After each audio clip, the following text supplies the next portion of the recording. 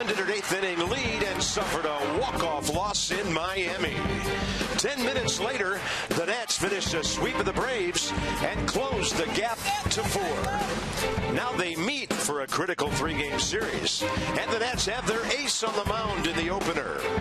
The race for the pennant heats up on Labor Day in D.C.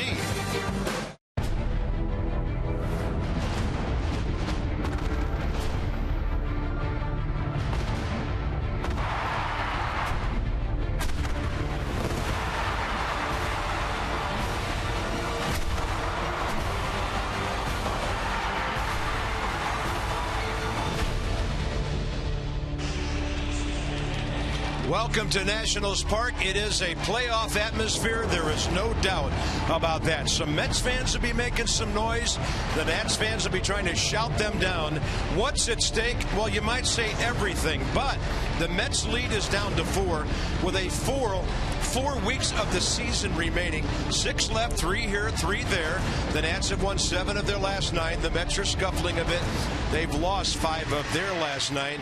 So you can throw all the numbers around and all that, what the Nats have to do numerically. But FP, really, it's about playing really good baseball this last 4 weeks. Yeah, you don't want to get into, if you're the Nats, we have to win today, because that takes away from what you need to be successful. Just play good baseball. Make every play on defense. Be smart, be aggressive, be intelligent on the bases. Throw strikes, get bunts down if you're a pitcher. Play fundamentally sound baseball. The process. Concentrate on the process. Pitch by pitch today. If you get caught up in saying we have to win this game, you're going to get out of your element. So whoever plays the cleanest game today will look up after 9 innings and be the victor. Well, hopefully Max Scherzer will take care of his business. He's had his game face on, what he's done against the Mets, and then Jonathan Neese, who lately has been struggling big time. Scherzer 11-11, Neese is 8-10. The Nats offense against Atlanta was prolific, to say the least. 36 runs on 48 hits. The ball left the yard 7 times in that 4-game series. So what more could you hope for than a hot ball club hitting the ball like crazy, coming off a sweep, heading into a big series? We've been waiting for Labor Day. Nets, the Mets, and the Nats coming straight up.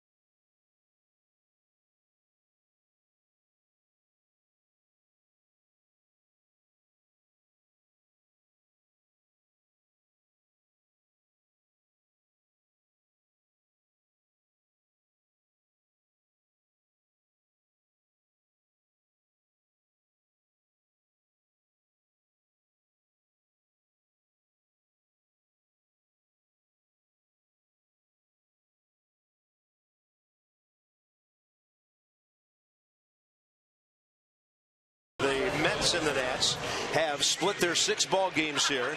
Bryce Harper ready for this one, and so is Labor Day. Clear skies, 87 degrees. Humidity is pretty comfortable, actually, at 47%. So the Mets are 13th in the league in hitting at 245, but 6th in runs, 5th in homers. And NYN AT WAS has made an impact since coming over from Detroit. 301 in 33 games. 12 homers, 29 RBIs. We're right on time at 105. It's a swing by Curtis Granderson. Strike one.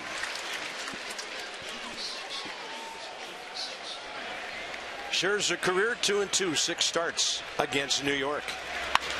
Granderson in the air. Jason Worth circling toward the line, and he loses it in the sun at the last second for a ground rule double.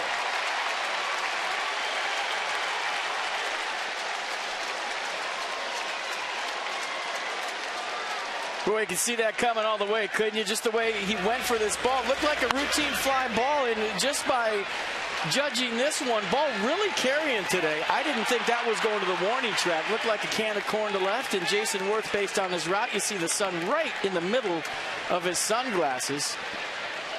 And the Mets catch a huge break, and that's how this series starts. A ball lost in the sun by Jason Worth and a double by Curtis Granderson. Max Scherzer has to go to his A+ stuff right out of the gate. Here we go. That'll bring in David Wright, who's hitting .316. And now a ball back to the screen, and it actually hit the limestone on the backstop and then caromed out past Ramos. And just like that, Curtis Granderson's on third base. So first slider of the day from Max Scherzer, not even close. Wilson Ramos had no chance to block that one. That's an amped up slider is what that was.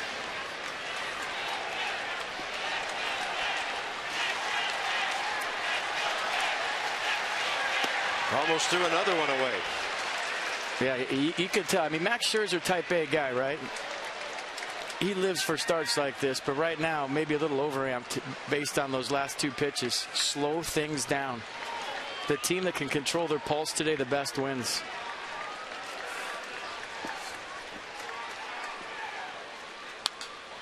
And David Wright, a good rip on 2-0. Paul Nart has the plate. Dana DeMuth is the crew chief at first base. Mike Estabrook, Ed Hickox at second and third.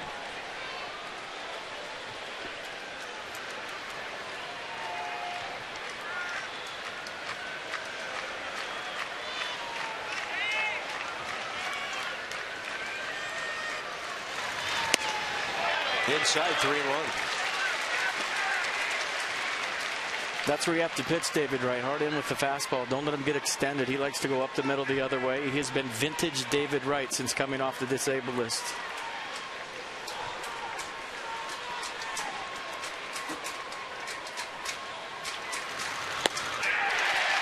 Serious break on that slight piece at 87. David Wright betting on a 3-1 fastball. He got a slider from Max Scherzer that looked like a fastball for a long time. You see the rotation. Wright didn't pick it up. And here we go, 3-2 count.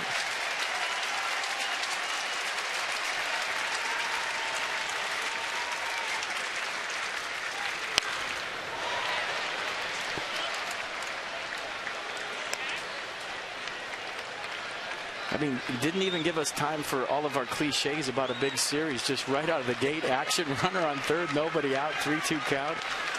Right into the baseball game. No time to settle into this one.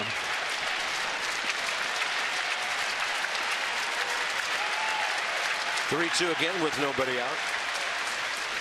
David Wright having a good at bat. Straight back at Wentz.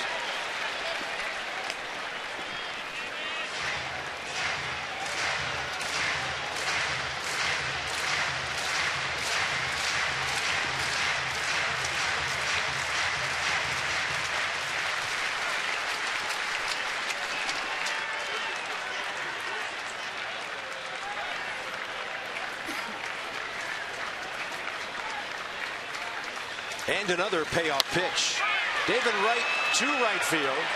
This could be interesting. Bryce Harper, he's got the momentum, and Granderson stays at third. And that time Bryce gave Wilson Ramos a nice long hop on the throw. 1 out. Well, with nobody out, a good move by Curtis Granderson. You know Bryce Harper has one of the better arms in all of baseball, so a medium fly ball by David Wright. Bryce really didn't even get into this one. He didn't have to. He knew that Granderson wasn't going to go with 1 out. I think right here the same fly ball. Curtis Granderson tests Bryce Harper, but with nobody out, he stayed. Smart move. Now the Nats bring the infield in with one out against the left-handed batter Daniel Murphy. In the first inning, Matt Williams bringing his infield in.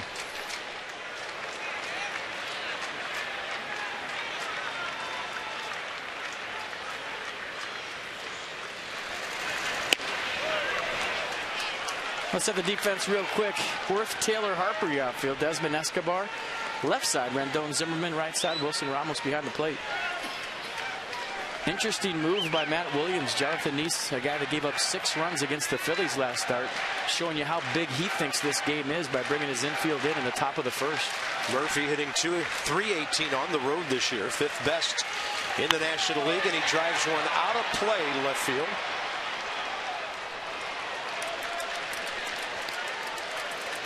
Murphy career against Scherzer 3 for 14.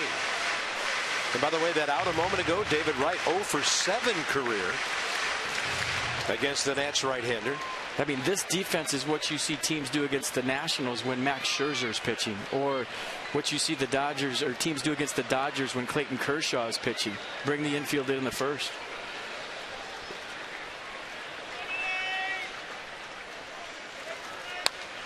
Murphy turns on it, slams it off the screen right in front of the Nats dugout. That would have killed Dan Uggla, and I'm not joking. That was right at Dan Uggla in the first base dugout, and he almost fell off the bench trying to get out of the way.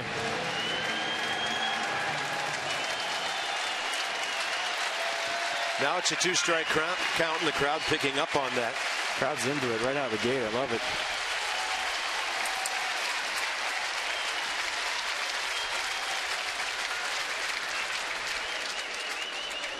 Next year's are going to reset.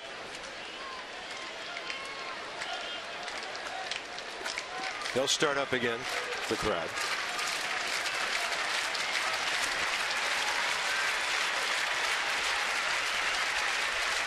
Murphy, tough guy to strike out. And he just did on a nasty breaking ball in the dirt. No appeal needed. It was called by Paul Nart, the home plate umpire. 2 outs.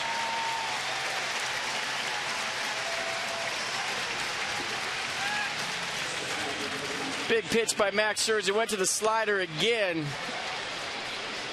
And Murphy thinking it's a fastball. Maybe thinking he can pick it up off the dirt. But either way, he went too far. A huge strikeout for the Nats and Max Scherzer here in the first. Yoenis Cespedes. Doesn't get any easier. Does not. He's on a 5-game hitting streak with 10 hits. 1 for 5 career against Scherzer. Now the infield can back up. Scherzer's got a good hook going early in this one. Get me over slider, steal strike 1.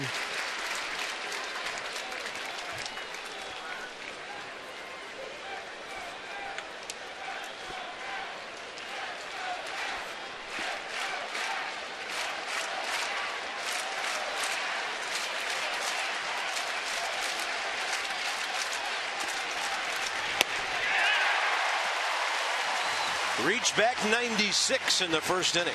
He's doing that backpedal thing when he's fired up. Watch Max Scherzer after the pitch. Backpedal up onto the mound. Bow the elbows out a little bit. Game on. Here we go. Crowd on their feet. Yeah, it sounds like it's the 9th inning right now. If this series is going to be like this for 3 days, buckle up, folks. This is great.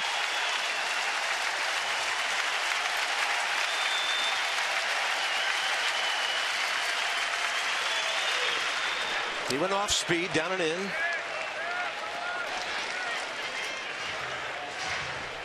He put Cespedes' numbers from Detroit and New York together. 30 home runs, 90 batted in. Good with runners in scoring position.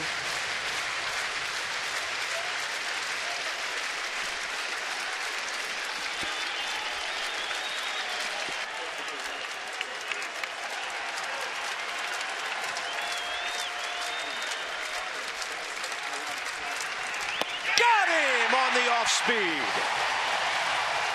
A Sun-aided double, and then no problem with a fly ball, 2 strikeouts Max Scherzer has to reach back for something special in the first inning.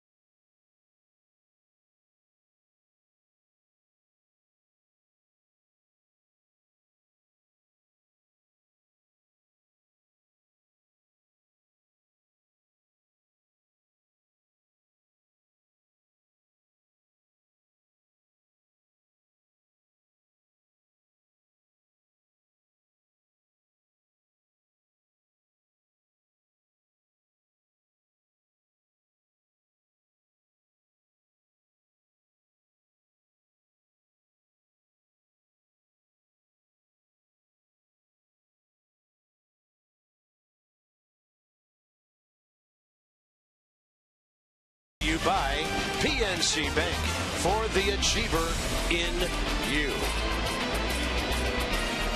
Well, the most populated part of Washington, D.C. is Nationals Park right now. I bet a couple of vacations got cut short for this one this afternoon. And Bryce Harper, last 4 games, he went crazy against Atlanta. 7 hits, 3 left the yard. He drove in 5, scored 9 times after they walked him 7 times. Bryce on a big-time roll. Jonathan Neese, 12th start against Washington. Career 3-4 with a 3.19 ERA. Yeah, picked up the loss last start on the first against Philly. 14-8 was the final in that one. Went 5 innings, gave up 6 runs on 7 hits, struck out 2, walked 2 through 69 pitches. 46 of those were strikes. So fastball, slider, cutter, curveball change. The arsenal the Nats are going to see from Jonathan Neese, and there's something on his hat. What are we doing here? Paul Nauert's touching his hat. Something out in center field that Jason. They might be moving Mike Estabrook away from up the middle. The ball coming out of his blue shirt and maybe his white arms. Is that what he was saying? Strike. Jason probably moves umpires around more as a hitter than anybody else I've ever seen. 8-game hitting streak. 4 of those he's had 2 hits or more. Great career average against Neese, 313, 10 for 32. Inside some numbers with Jason, and in the leadoff spot now, 324, 17 ball games, slugging well, power numbers improving. Nats have won 12 out of 17. That's the number that really matters. And he got a piece of that pitch to stay alive. Yesterday, Jason Worth got the party started with the tater to left. And it doesn't surprise me that he saw Mike Estabrook out there behind, because he said his last at-bat yesterday that he was looking at the scoreboard while he was hitting to see the at-bat in South Florida with the bases loaded. So he was looking over, I forget who he was facing at the time, the pitcher's shoulder, looking at the scoreboard, the middle of the at-bat. So checking scores while he was hitting. That's how big that was yesterday down in Florida. That was our old friend Edwin Jackson. Worth, broken bat. Still hit it pretty well, and it's right to Cespedes in center. So the defense for the Mets behind Jonathan Neese. Conforto, Cespedes, Granderson the outfield. Flores right, left side. Johnson, Murphy right side, and Travis d'Arnaud behind the plate. David Wright back. Been playing really well since he's been off the disabled list. 302, 13 for 43. Scored 10 runs in 10 games since coming back from the DL.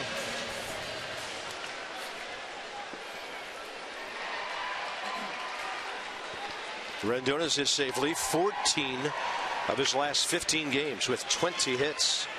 Driving in 11. Up the middle, Neese knocks it down, pounces on it, and then gets the bare hand play. Well done by the pitcher to have the bases empty for Bryce Harper. 3 in a row in terms of games for Bryce and the home runs. Well, he pulled one the upper deck off Julio Teheran. Teheran waved it off, but there's nothing you could do about a 450 job. And then he just starts flicking them out to left after this. This is when it gets good. So that one to left, this one all top hand. And my man with a great effort out there, the lefty trying to catch the Harper home run. That was the highlight of the game yesterday.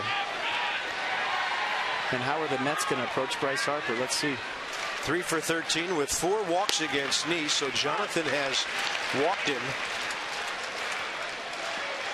4, really 1 out of every 4 plate appearances, depending on situations.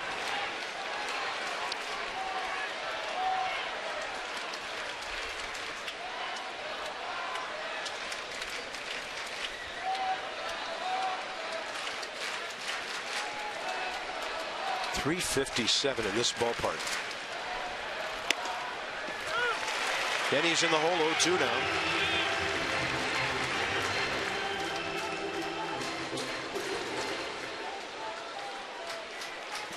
'19-year veteran umpire with a high strike zone early. Paul Nart. No balls, 2 strikes.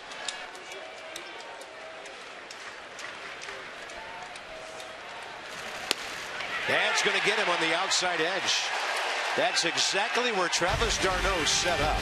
And Jonathan Neese has the 1-2-3 first.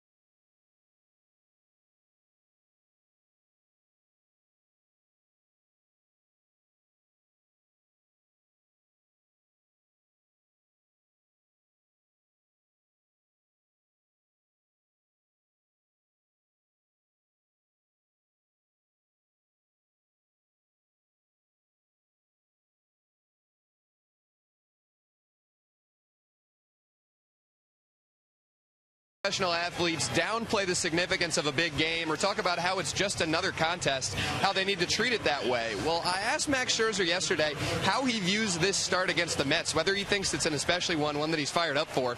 He said, oh my gosh, yeah. He said, this is what we play for. We've had this series circled. They bumped me back in the rotation to pitch during this series so that I could face the Mets. Max views himself as a big game pitcher. He knows this is a big game, and he's fired up for it. He said, I know one thing. This thing isn't over. We're going to fight. And that starts with my outing. Well, the first batter didn't go real well, and then it went really well after that. Here's a similar fly ball, and Michael Conforto has left the yard for the Mets. 22-year-old rookie, a first-rounder just last year, and they might be onto something with this strong man at 6'1", 215. That's his 6th of the year. Check out the location of the pitch, first of all, for Max Scherzer. So he goes first pitch ambush, 2-seam fastball running away. More run than sink to that. See how it kind of stays on the same level? And Conforto, the hottest Mets hitter, last 14 games, he's hitting .391 with 4 home runs now and 8 RBI, make it 9 RBI with that blast. 1-0 Mets. Travis d'Arnaud, the catcher. And evidently the scouting report is we're hacking early against Max Scherzer for the Mets. d'Arnaud at 293. That was Conforto's first career at bat against Max. d'Arnaud 1 for 3 with an RBI, and that's off to the right side. Well, you're thinking 1 run's not going to be enough today. Since July 25th, the Mets are averaging 6 runs per game. Since August 18th, the Nats are averaging 6.37 runs per game. So by my math, the Nats win this one 6.37 to 6. Right? Take it. You get a third of a save for that? I don't know. You get a big save. I know that. By the way, the Mets have become a power hitting club again with the addition of Cespedes. Juan Uribe has helped. They're fifth in the league now with 145 home runs.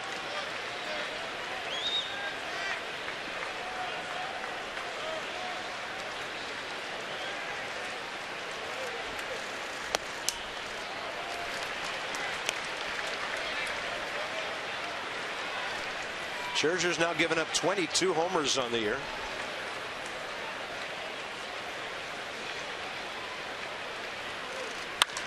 That's hard hit. Ian Desmond has it. 1 out in the second. More numbers. STG Inc. shows us how the schedule shakes out. So these 2 6 left, including today with each other. Nats 7 with Miami. Mets 3. Phillies 6 and 3. We play the Orioles. They play the Yankees. That makeup game against the Reds, and ironically they have 4 with Cincinnati. And then what's left facing Atlanta? Mostly teams with losing records.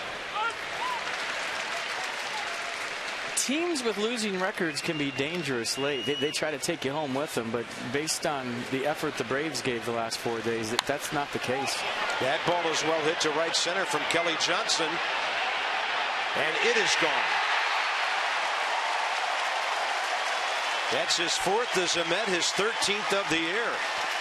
And Max Scherzer continues to give up home runs.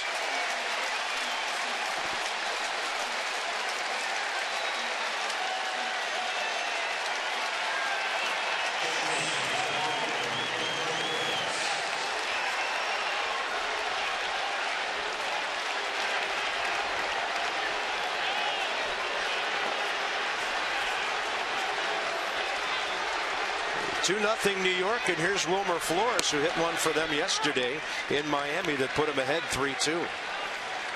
He's 0 for 8 career against Scherzer. Number 8 hitter Jonathan Neese is next.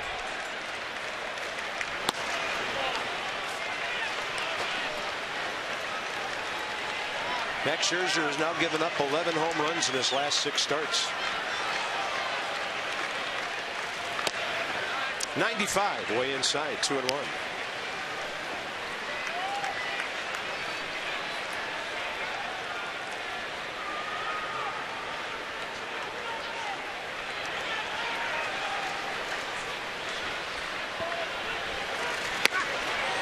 I'll tell you what, Kelly Johnson hit that changeup like he knew it was coming.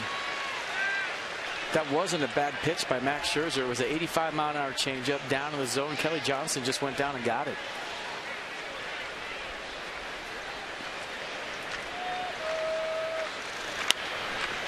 I tell you, they're swinging from the heels in this game.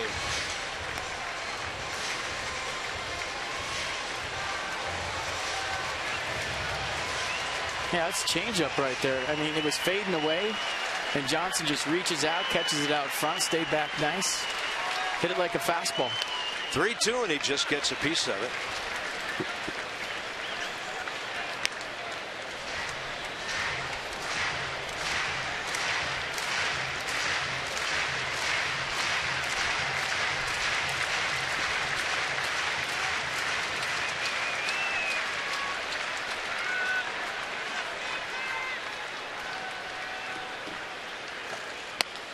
Got him on the inside edge.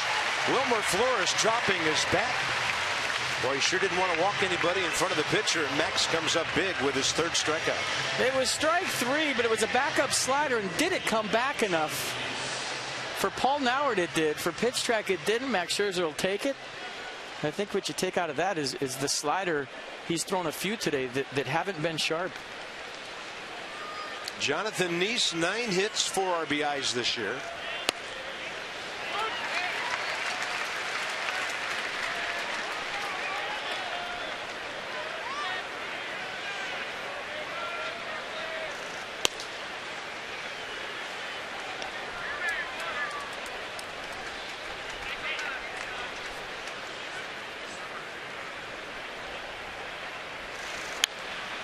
And the count on that mid-90s heater goes to 1-2.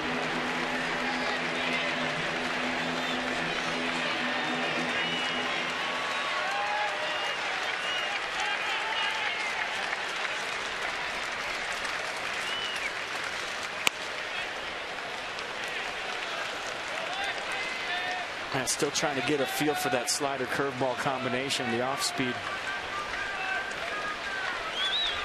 Usually makes the adjustments quick.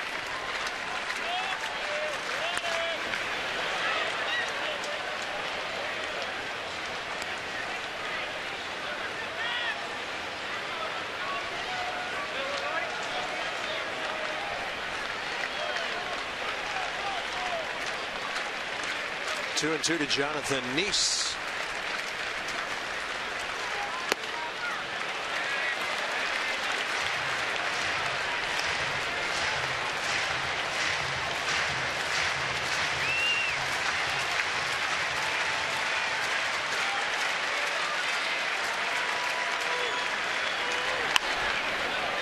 And the pitcher providing a tough at bat here.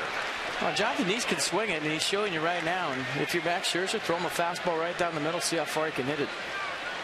Don't have to get tricky here, 3-2. Just throw a strike. Here's the entire at bat from Nissan.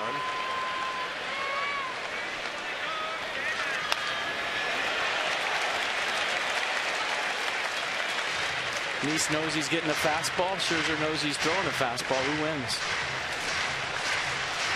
Yeah, he pitches this at bat, 23 pitches in this inning.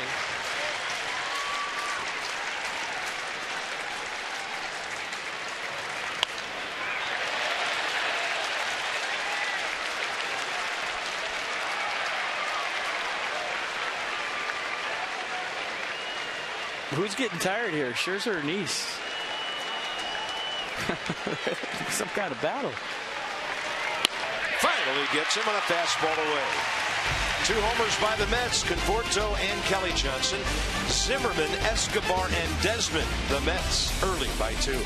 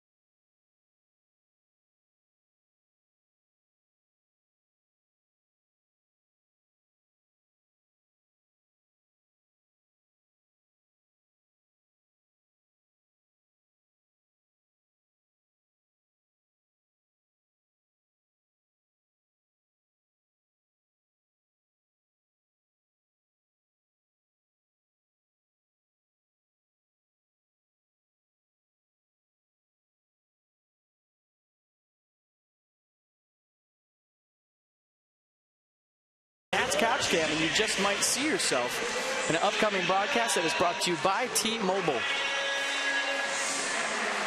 Double by Granderson, homers by Conforto and Johnson. And here comes Ryan Zimmerman, who's been amazing lately. Since his trip back from the DL, 11 homers, 39 RBIs. STG has some other numbers for you about the dominance of his hitting over the last 2 weeks. According to reports from the clubhouse, feeling a whole lot better today after getting a day off yesterday. That was another one of those 3-hour ball games yesterday in the heat, and Ryan benefiting from a day off. His teammates won the ball game, and here he is. 10-game hitting streak. 11-game hitting streak. Sorry, I was wrong. And Ryan's going to take it easy as he rounds the bag at first.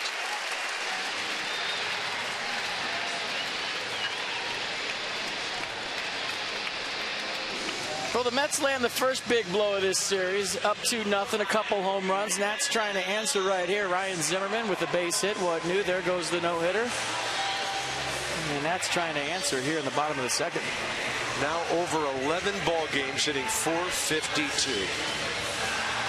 Unbelievable second half.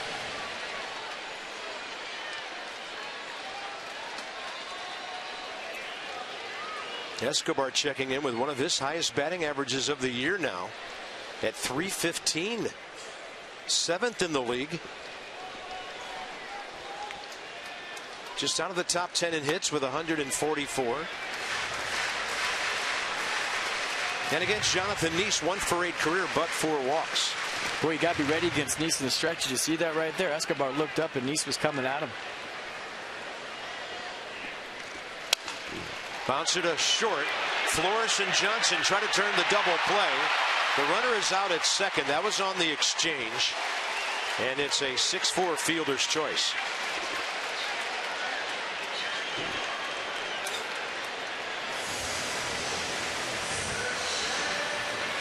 Off the end, probably a broken bat. Might have been a double play. Should have been a double play, but I think the low feed from Wilmer Flores was the difference. Watch where the feed is. Kelly Johnson really has to reach. Looked like Johnson wanted to take the throw behind the bag. Flores threw it in front of the bag, and that's where that whole thing went south. Ian Desmond against Neese, 7 career hits.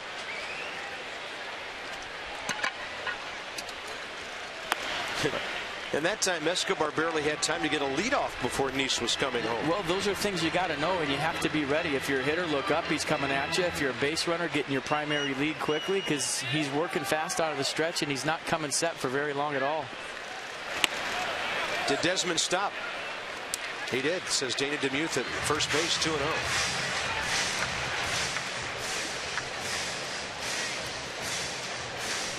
Ian Desmond, since the All-Star break, 10 home runs, 26 batted in.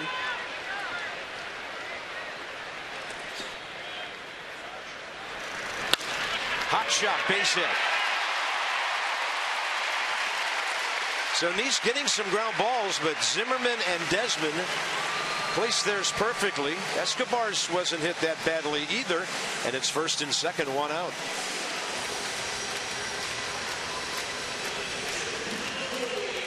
Big spot for Wilson Ramos. Jonathan Neese always has that one inning where he has to make that big pitch to get out of it. And this year, more times than not, he's really struggled with that.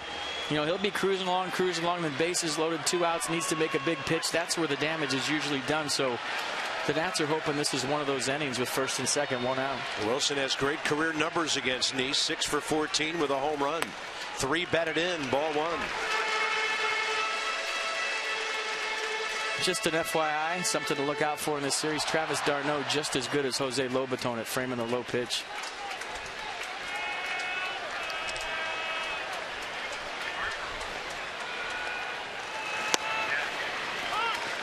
Counts even, 1-1.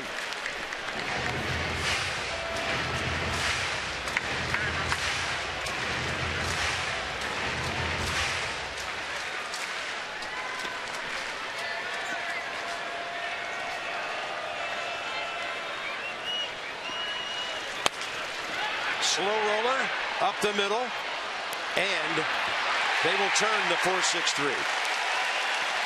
Desmond stopped so he couldn't be tagged, and they still were able to turn it, and it's 2-0 Mets still.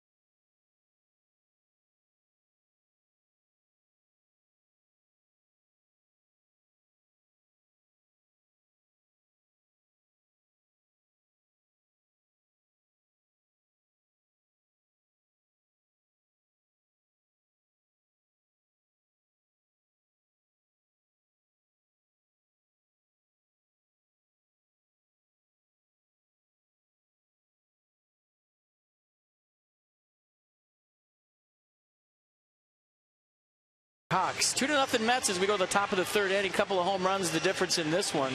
So we'll take you back to the second. Michael Conforto, opposite field job. This one about 2 rows back into left center field. Nice swing. And then a changeup that Kelly Johnson stayed back on nice. And that one just gets out of here. So a couple of wall scrapers. 2-0 Mets. Ball flying on a warm day. Curtis Granderson, high fly ball left field. Bounced into the stands for a ground rule double. Jason Worth lost it in the sun at the last moment, and that's outside, ball 1. Max Scherzer, 44th pitch. Yeah, he could use a quick one. 2-0.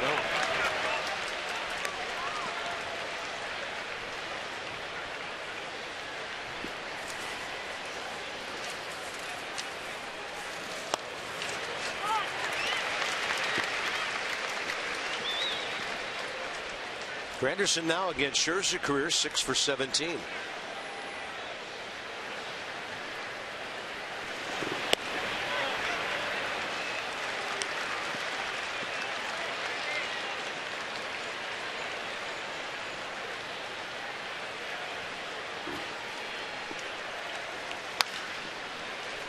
There was a streak late June into July where Max Scherzer went 9, 8, and 8 1/3. And you remember the one was against Milwaukee with 16 strikeouts, and the other one the no-hitter against Pittsburgh. That ball hit hard. Bryce turned one way and around, and then he was able to spot it. That ball didn't give Bryce much time, but he played it well for the out. That ball hit hard by Curtis Granderson, and Bryce Harper with a nice adjustment. Turns around, finds the ball, catches it below his knees. Sun not a factor in right field yet. It will be later in the game. Yeah, I was tracking that same sequence that P you were talking about from the Milwaukee near no-hitter through the game at Atlanta. A lot of innings, back to back to back to back. A lot of intense innings too. A lot of strikeouts in there. You know, 42 strikeouts and just 1 walk. So there was a lot of work done in that part of the season. And David Wright hits one out to center. Michael A. Taylor has it. Mets are swinging early and swinging well. 2 outs with Murphy coming in. And in that stretch, Carp, the command, unlike anything I've ever seen, the combination of power and command and stuff with the sliders against the Brewers and everything against Pittsburgh, and then flirting with it again against Philadelphia the next start, really bearing down against the Braves. And you're wondering if later in the season that might be having some effect on him. He'll never tell you. But if you look at the stuff and the location of the stuff, more importantly, it's not as crisp and sharp as it was earlier in the season. The last game before the All-Star break, Max went 8 2/3 against the Orioles. Since then, he's won 1 game and gone 7 just twice.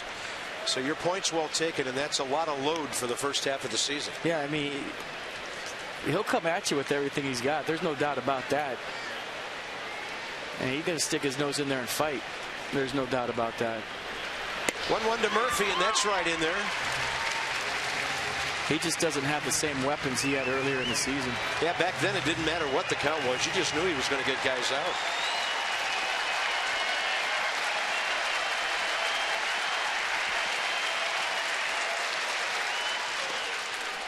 And he showed in the off speed for ball 2.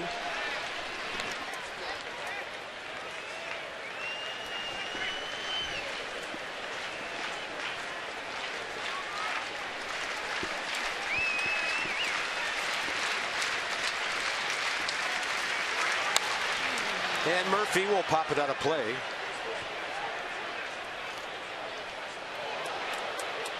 So Max Scherzer comes into this game 6th in the big leagues in innings. He's now at 186 2/3. 2nd in strikeouts. He now has 223, including today. Clayton Kershaw 251. ERA still in the top 10. Opponent's batting average in the top 5. 2-2 pitch, and Murphy drills one to left, and that's trouble for Worth. And Jason backpedaling, reaches up to grab it. If he's 6'3", he doesn't make that play, but he's 6'5", and he made it. Each outfielder gets one in the top of the third. Taylor, Scherzer, Worth coming up.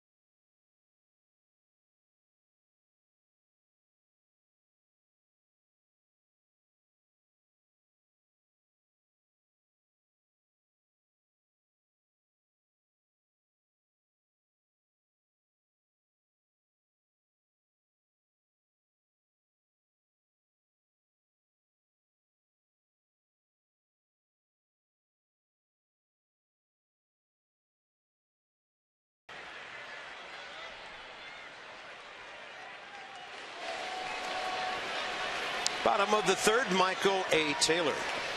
Jonathan Neese has only thrown 20 pitches with that one. Taylor, Scherzer, Worth.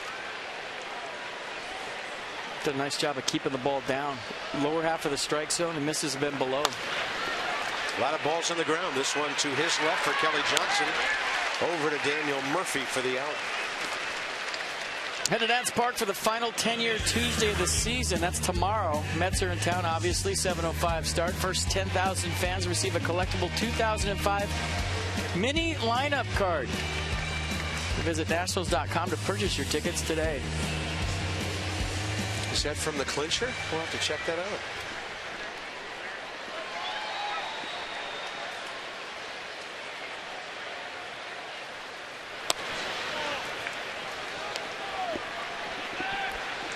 Max Scherzer, 10 for 55 this year.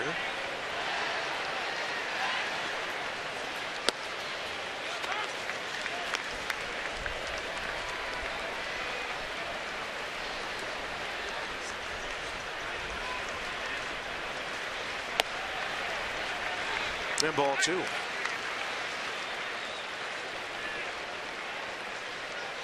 Jonathan Neese, career record of 60 and 61, 175th career start.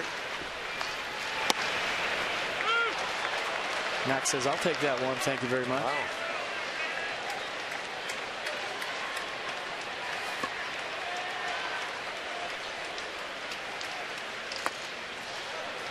Well, he's made him fire 5 bullets, so that's not a bad thing. Yeah, trying to return the favor.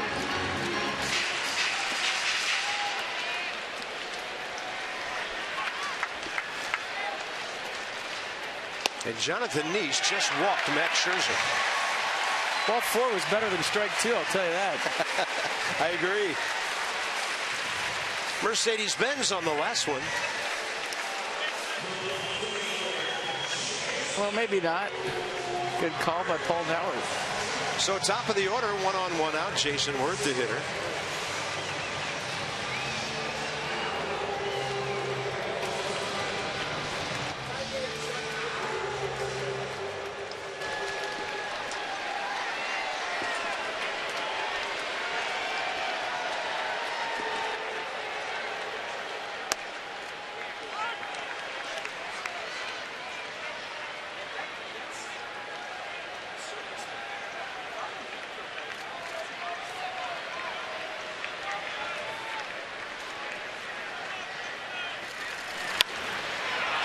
high in the air.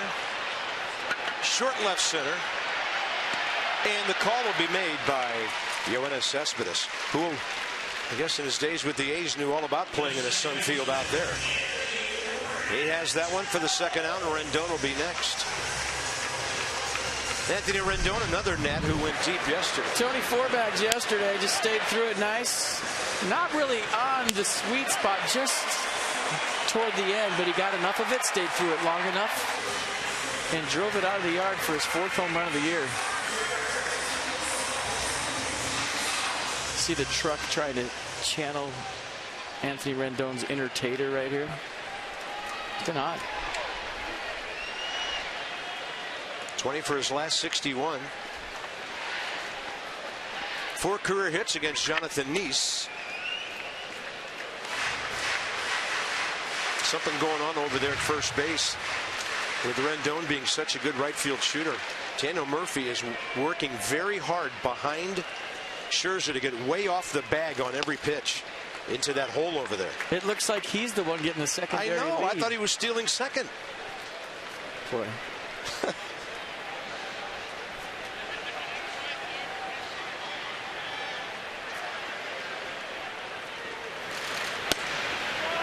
Blown away. All right, we're going to put Murphy in the box for you here.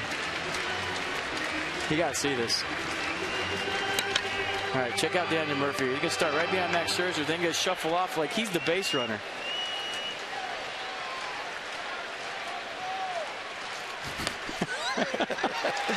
He and Max are very much in sync. They look good. And it's 3-1 now with Anthony Rendon ahead of Bryce Harper. I mean, you put nose plugs in him. It's synchronized swimming at first base right now.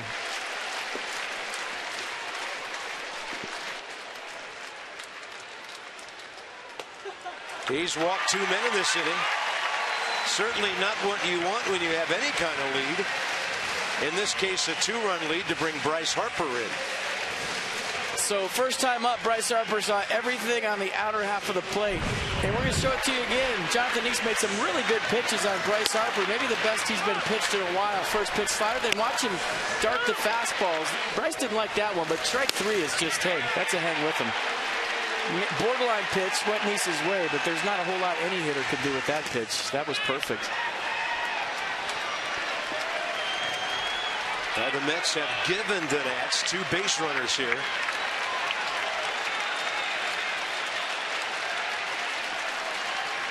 And Harper was in swing mode on the first one. Trying to hit one over the scoreboard right there. It's the hardest I've seen him swing in a while.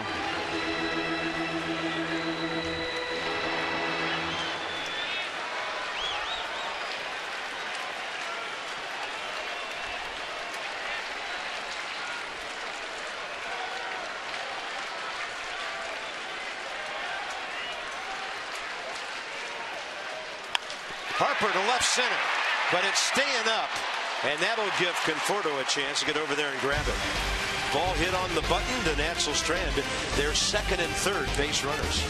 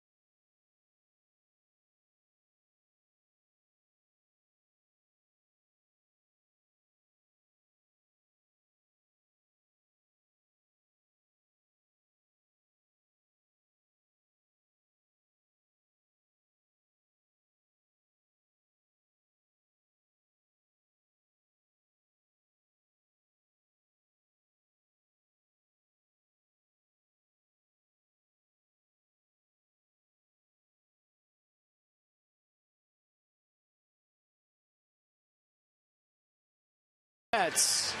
If you're around town, well, why would you leave right now? Spend an extended Labor Day weekend at home with the Nats. Enjoy no added fees for tickets for tomorrow and Wednesday's game against the New York Mets. Visit nationals.com/tickets to purchase your tickets right now so you can get tickets. They're trying to be friends. Well, the Mets guy not talking to the Nats fan. They're pretty chatty right now with a 2-0 lead. Cespedes, Conforto, and d'Arnaud, top of the 4th inning. Max Scherzer's at 57 pitches, 38 strikes. Got that 1-2-3. He's now retired 5 in a row. Struck out Cespedes in a big spot. Top of the 1st inning with that runner still at 3rd base. Some pretty good sliders from Max Scherzer to get that out.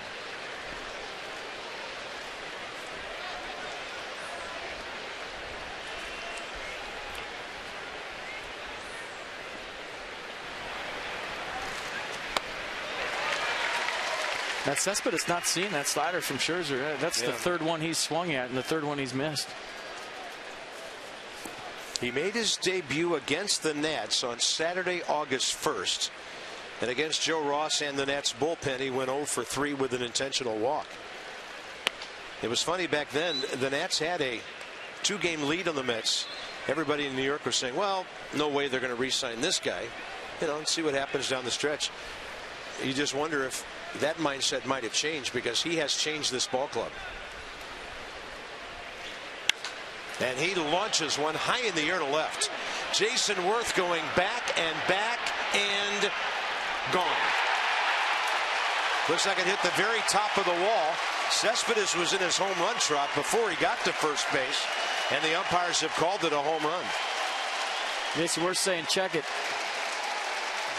On a home run challenge, you don't have to use your challenge. If you're Matt Williams, just come out and ask the umpires to take a look.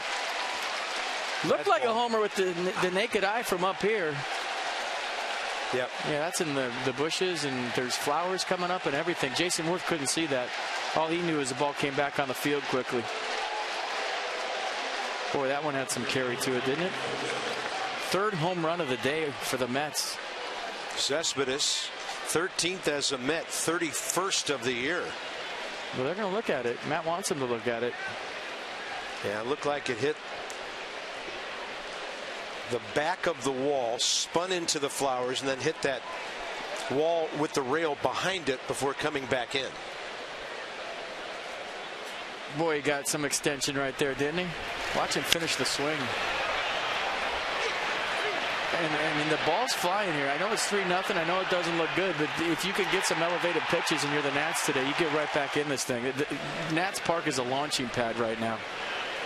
I mean, I did not think that ball was going out. This won't take long. Maybe this is just Matt wanting a timeout for Max Scherzer.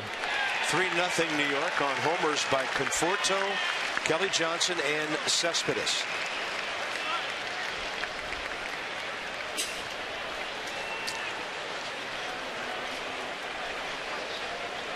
Into the 2 o'clock hour here at Nationals Park, and it's all Mets early.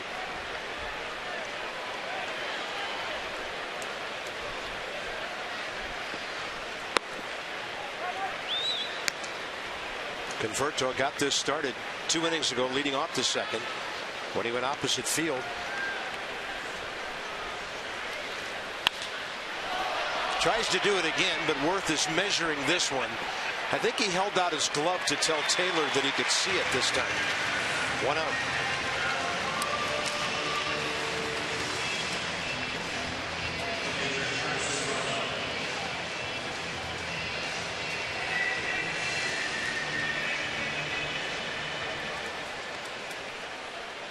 Travis d'Arnaud is next.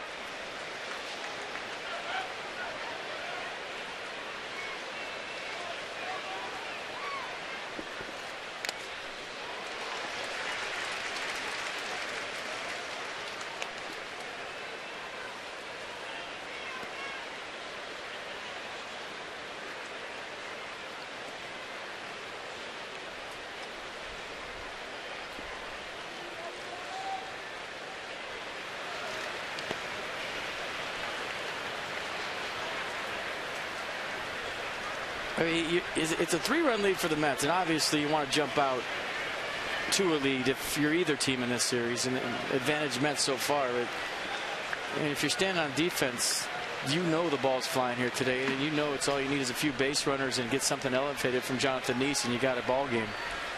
Thing is, Neese has done a nice job of keeping the ball down so far.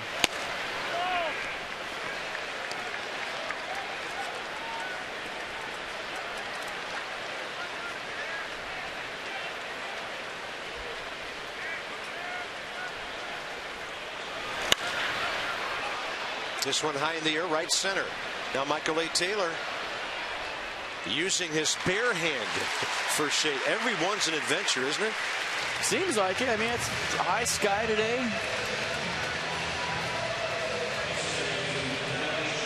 And you see the sky kind of really bright in the color of a baseball, and there's no clouds. And these are the days when, the spring training days, I used to call them, where it's really tough to see fly balls in Florida, Arizona. Kind of one of those days here today.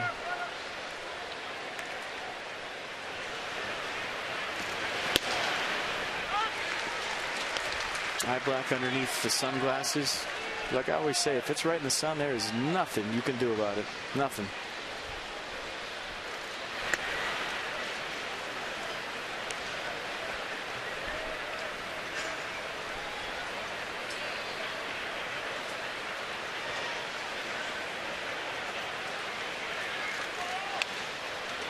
One ball and 2 strikes to Kelly Johnson, who homered his first time.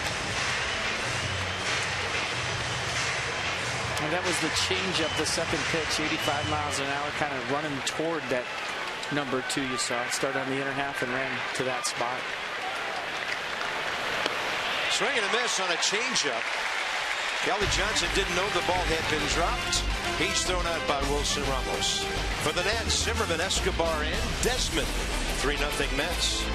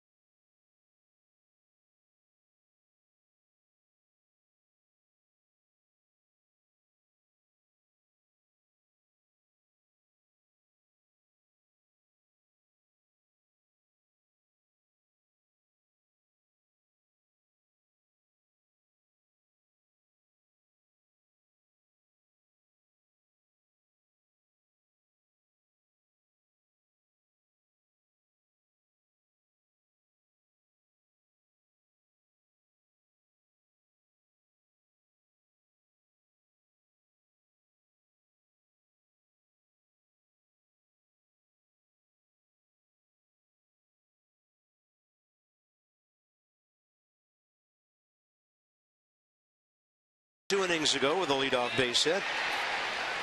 11-game hitting streak now, hitting .452. Coming off a weekend when he was 6 for 12 against Atlanta pitching, with 6 RBIs, 4 runs in 3 games.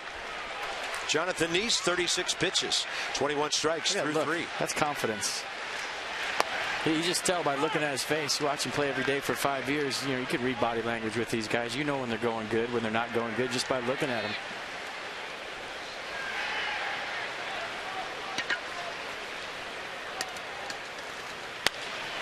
just takes a pitch and flips it to right. 75 miles an hour away. And Ryan Zimmerman is nothing short of amazing right now. He's now 10 for 22 career against Jonathan Neese. I mean, that's the approach. Watch the eyes light up when he sees the elevation. That's all you're thinking off Neese right now if you're an Nats hitter. Get the ball up. Anything around the belt, I'm firing off a swing. I don't care if it's a fastball, curveball, or changeup. If it's up, I'm letting it rip. And that was a curveball right there from Neese. And Ryan did a nice job just serving it into right. Leadoff man aboard here in the fourth. Here's Escobar, hit a bouncing ball to short first time for a fielder's choice.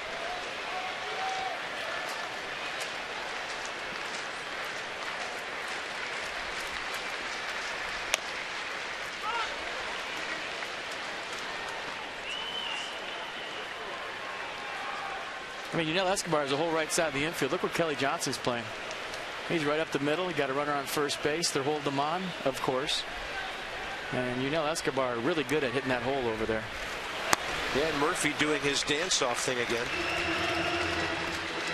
The Nats have so many effective hitters when they go that way. 1 ball, 1 strike.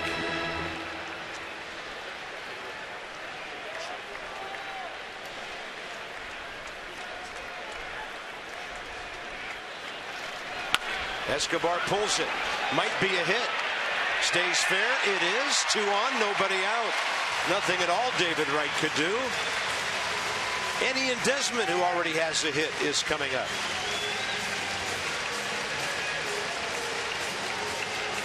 Beautiful thing for Escobar. Hit it right in front of the plate.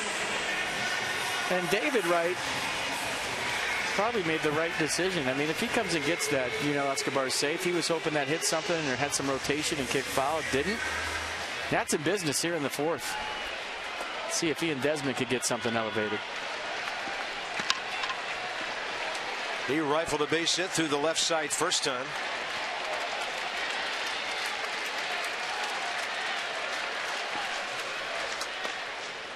And he shuffled those feet and showed a bunt.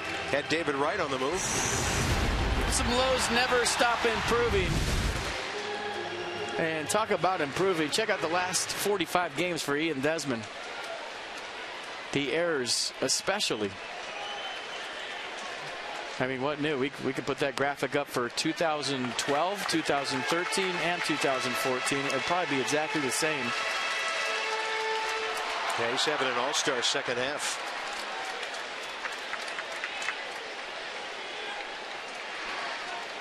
(2-0). Get something up. And that's a good job by Ian, not being too overeager. Nissan will track it. It's a good take. Could have went either way. Goes Desmond's favor. Definite green light situation. Take a 3-0 fastball to get a 3-1 changeup. If Ian Desmond sees something he likes, he's swinging. Inside edge. He didn't like it. Paul Nart's been consistent in there. 3-0 automatic strike. Good frame by Darno. Looked like a ball.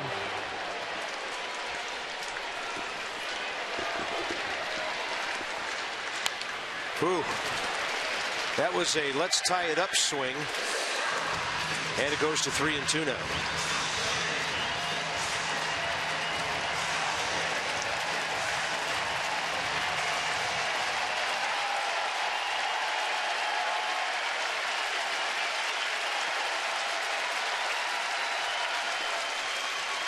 Desmond takes it low and the bases are loaded. Great AB. Ian Desmond continues to show a great batting eye. He had 3 walks in the Atlanta series, and they are loaded for Wilson Ramos. Same way, get something elevated. Out over the plate, don't try to do too much. Use the middle of the field the other way. And know that you have Jonathan Neese on the ropes right now, and that he always has one of these innings pretty much every start. And if you're the Nats, you're thinking big right now. Not just 3-1, 3-2. You're thinking big.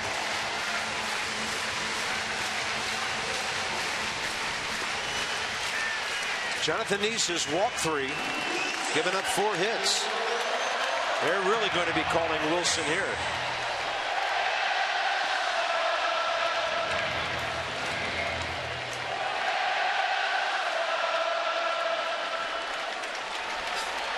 As mentioned earlier, 6 career hits, a homer, 3 RBIs against Jonathan Neese. It's a good pitch to swing at. It's right where he wanted it. Just missed it. Belt-tie fastball, center cut.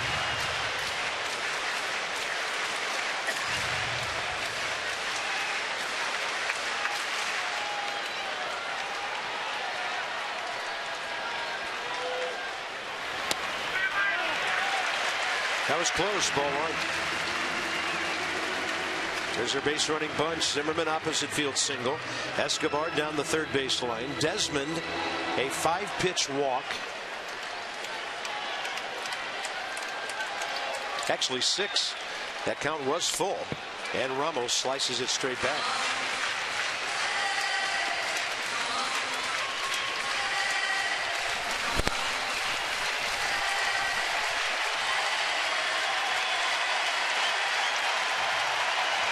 To their feet. Big crowd. Nats down by 3. Trying to change that.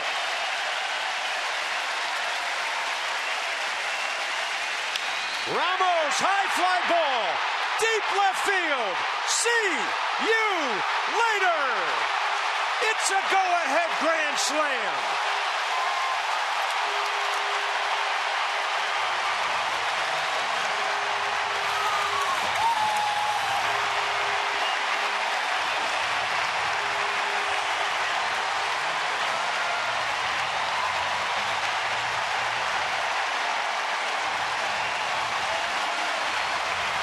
Oh my.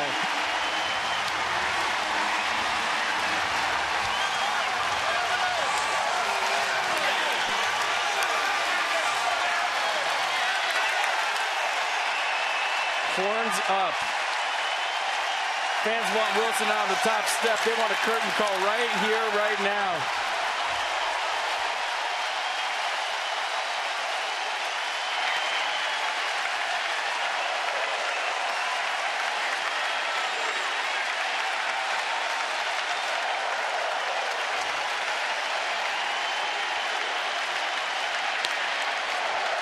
Michael A. Taylor shows bunt on 1-0. The count's even. I'm telling you, this is Coors Field today. The way this place is playing, I didn't think that ball was getting out. Get a few base runners on, pop one out of here, just like we were talking about. 4-3 Nats, new ball game, folks. How about that? Taylor, ball 2. And this place just went berserk. Wilson Ramos, 13th of the year RBI total, shoots up to 61.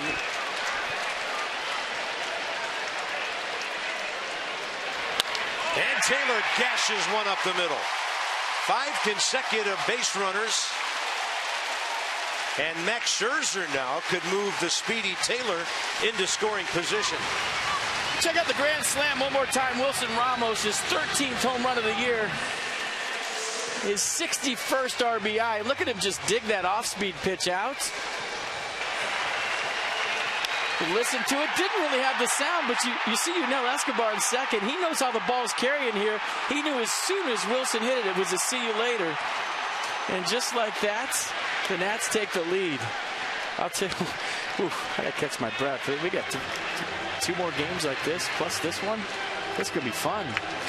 Left at 99. And it probably went about 4:29. Did not need that extra cup of coffee today. Max Scherzer walked first time up. He has 4 sacrifice bunts on the year.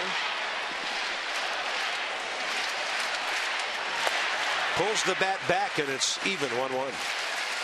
So the Mets get their bullpen busy with Carlos Torres. Max Scherzer now gets to prove with the bat and then with the arm what kind of front runner he can be. He's got a lead for the first time. That's perfect. Pitcher, second baseman, Taylor with great speed. Now the Nats have 2 shots to make it 5-3.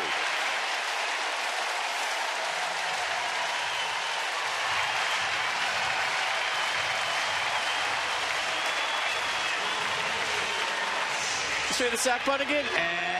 Let's look at the grand slam again. Why not? Not a bad pitch from Neese. Did you see Darno go down to block it? Wilson Ramos just caught it out front, a lot like Anthony Rendon's home run yesterday. Just stayed through it, dug it out, pointing to the fam up in the stands. Horns up, the Buffalo coming up big here early for the Nats. What a moment. It's a September moment. Here's Worth. Strike one. Jason over 2. Couple of fly balls to center. It's an October moment in September. I mean, walking to the park today, you just felt it. You felt like it was the playoffs. Even during batting practice today, you know, everybody a little more focused, a little more serious.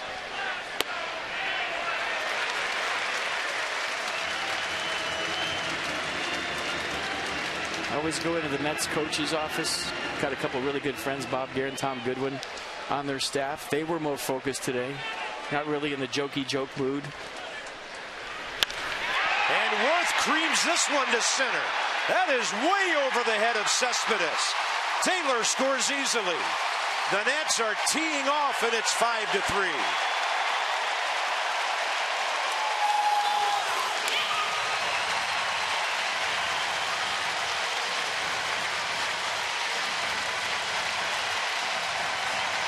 How long can Terry Collins go? He's got a right-hander, Rendon, and then Bryce Harper. Well, I wish everybody was here today. I mean, the atmosphere in this park is unlike anything I've seen it this year. They have been into it from the first pitch. And the Nats down 3-0, have a 5-3 lead. Wow. Look at Worth as a leadoff guy. Terry Collins after a long wait.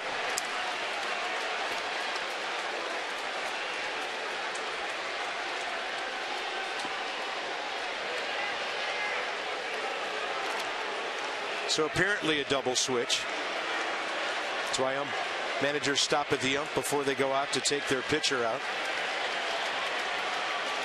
Boy, it came apart quickly for Jonathan Neese. 36 pitches, 21 strikes in 3 innings, and then it became a driving range on South Capitol Street.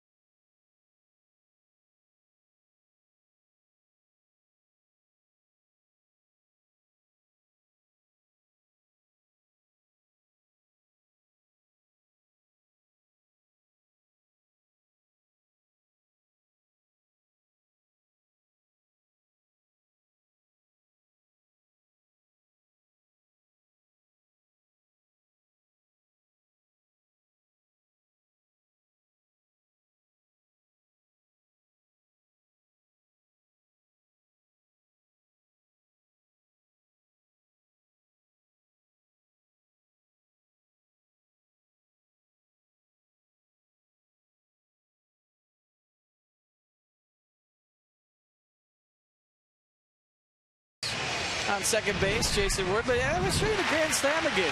And another see you later, another Taylor, whatever you want to call it. Some instant offense from the Buffalo. He's not afraid to watch him, is he? My goodness. Every time he hits one. Talking to you, Jose Lobaton the other day, that low line drive he hit out the other day that he knew was out, none of us did, that he watched. Jose was saying, you got to run on that. He said, I knew it was out. He said, you're the only one. But Wilson Ramos doing a nice job of putting his team ahead with one swing. Wow. Reuben Tejada comes in, bats ninth, plays shortstop. Wilmer Flores switches over to second. So Terry Collins just took a guy out of this game who had hit a home run on a 4th inning double switch. Kelly Johnson. Here's Anthony Rendon. Ball 1. Torres with fastball, cutter, curveball change. Lots of cutters, 51% of the time at 90 miles an hour.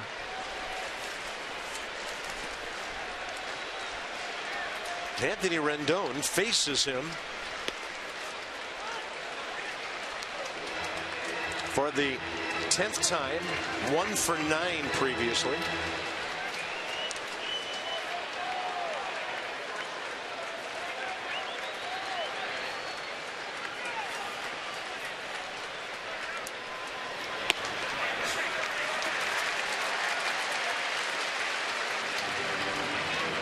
Back into the Mets bullpen right now, a little different. Addison Reed is their 8th inning guy today, with Tyler Clippard having thrown over 40 pitches yesterday. And so the Nats have a chance to do damage to their bullpen as well in game 1, into it this early.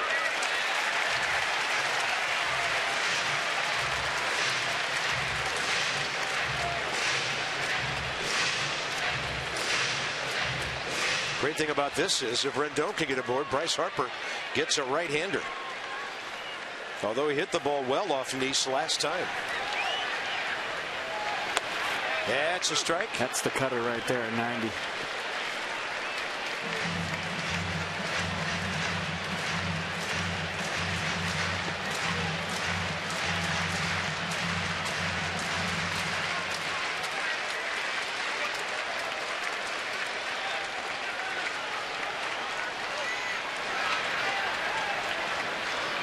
Time and a step off.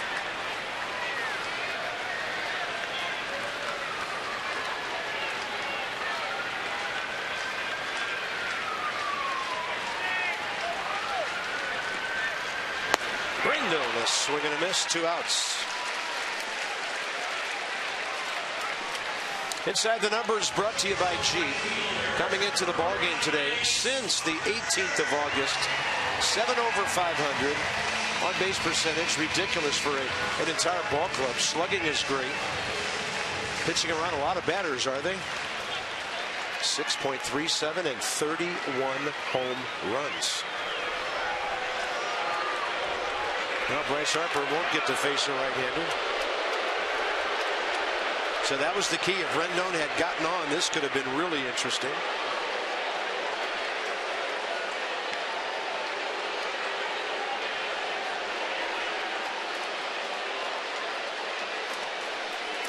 But hey, a guy named Zimmerman is next.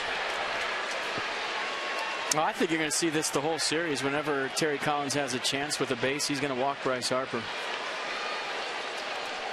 Because A, it's the right thing to do to get your right-on-right matchup, and B, with the media in New York, if he pitches to Bryce Harper and Harper does damage in this series. Yeah.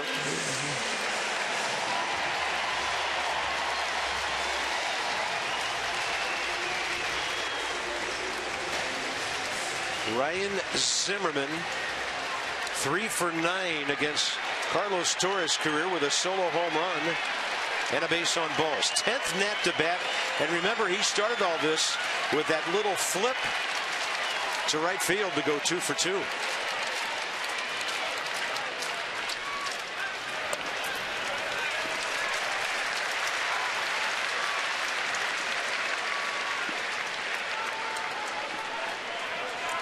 I've got Ryan Zimmerman coming into this game with 25 batted in his last 13 games. That's just crazy. Despite the day off yesterday. He didn't have an RBI yesterday with the day off? I mean, when you're that hot, sometimes you do. Somebody tried to give him one. So since August 3rd, Ryan has even leapfrogged Edwin Encarnacion. You got to have a long name to be on that list and a long string of success.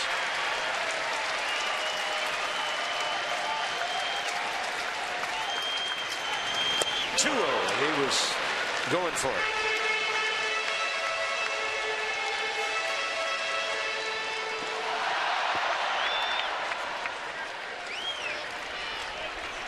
So in that 3 for 9, a double, a walk.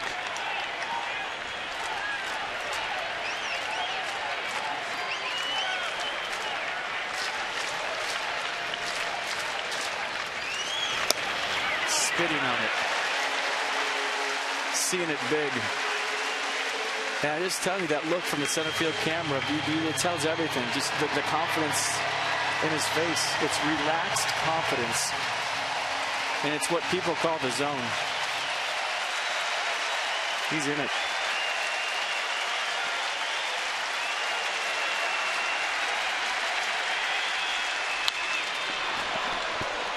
Everything away here. Count goes full. So at second base, Worth, and at first base, Harper, who, by the way, just walked for the 108th time. They will be on the move. So here's the down and away pitch track on this AB.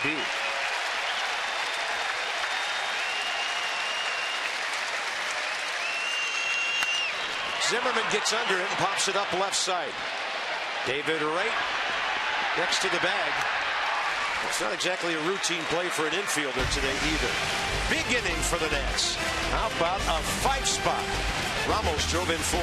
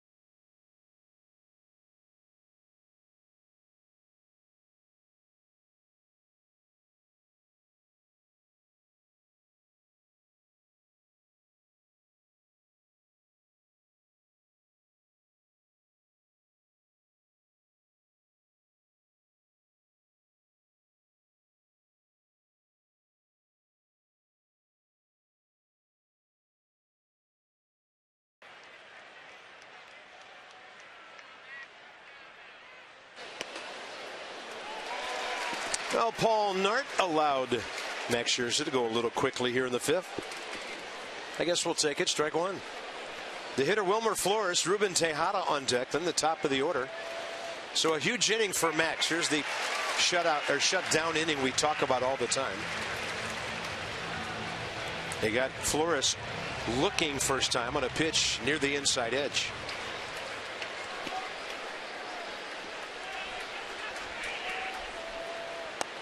But this is where you need the true shutdown inning. The definition of it in my mind. The 1, 2, 3, you have the momentum. Get your ball club back in the dugout. Get your batting gloves and your helmets on and keep that momentum on your side. Did he go? Looked like it. Punched out by Dana DeMuth. Strikeout number 5 for Max. And I mean, obviously Max Scherzer and the Nats will take a goose egg up on the board. But that quick inning, that real true shutdown inning, when you have momentum and you just put up a 5-spot, is so critical in situations like this, especially in big ball games. 1 ball on the ground. A Darno bouncer to Desmond back in the 2nd. There's Reuben Tejada.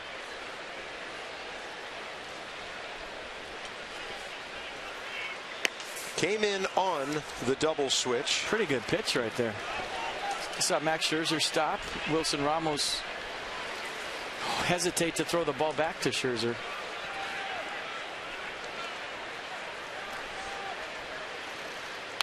Tejada hitting .260. He's never faced Max.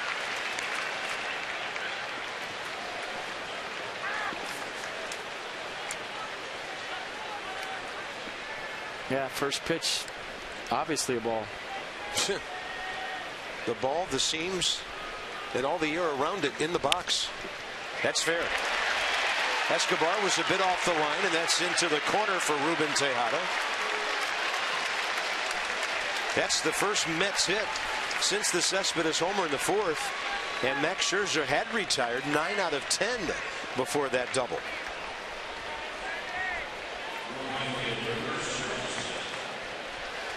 Curtis Granderson has hit the ball well twice.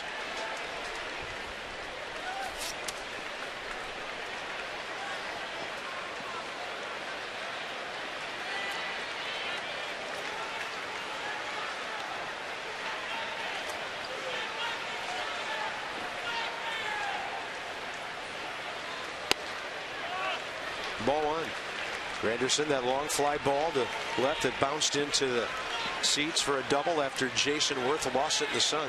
Then he turned Bryce Harper around. Bryce had to make a great play to keep him from another extra base hit.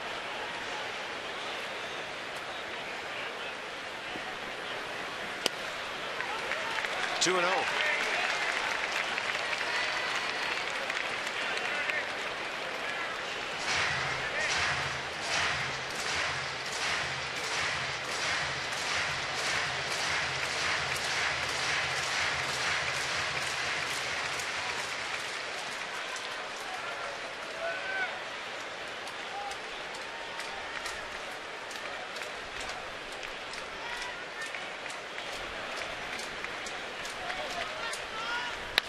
Drilled.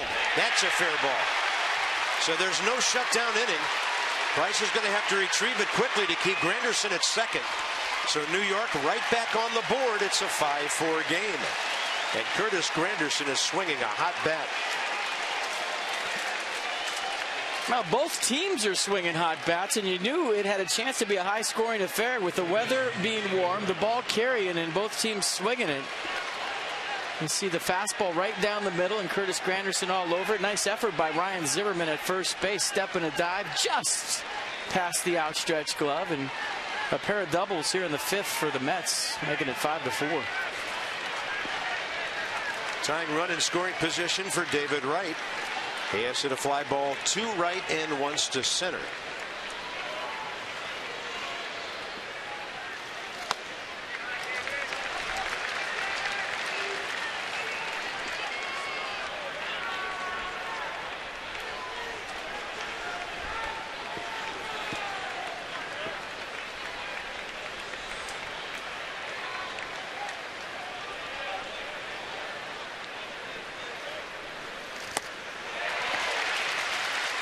Pretty good slider down the way.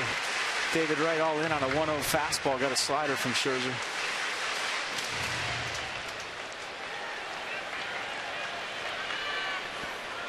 Well, 70 pitches into this inning. You were hoping for a quick one. Maybe to set him up for 2 or 3 more. Work to do here.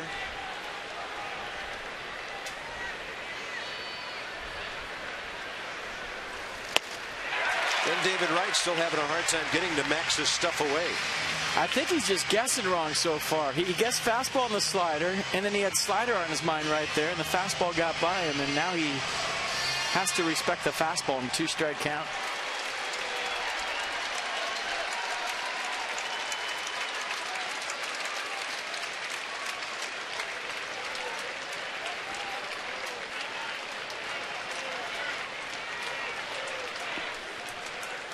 That means fastball in there. 95 inside, 2-2.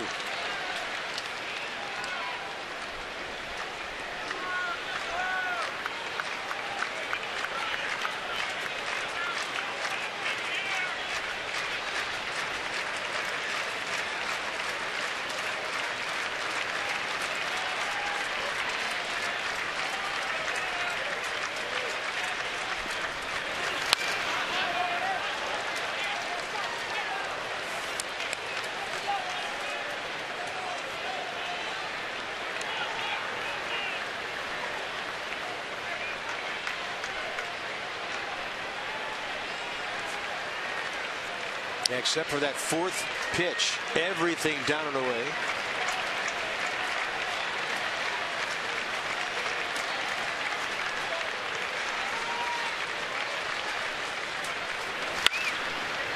Left side, Escobar picks it off, looks back the runner.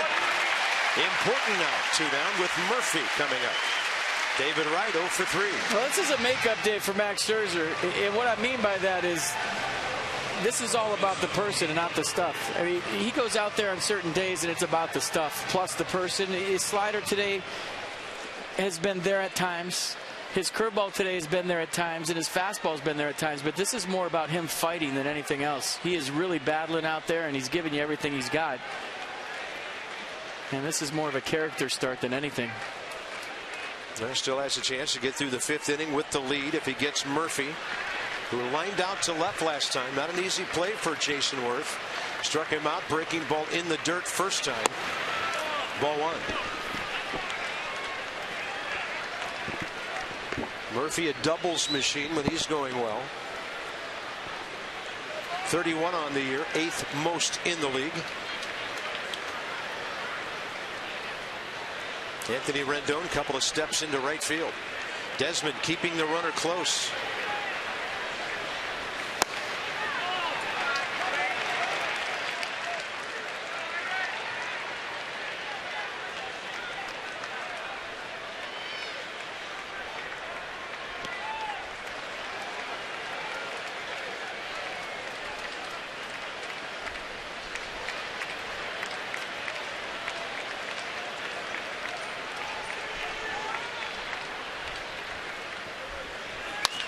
Murphy swinging on 2-0. Ryan Zimmerman battles that ball, handles it smoothly, and the Mets will have to settle for 1. Escobar, Desmond, Ramos coming up. 5-4 Nats.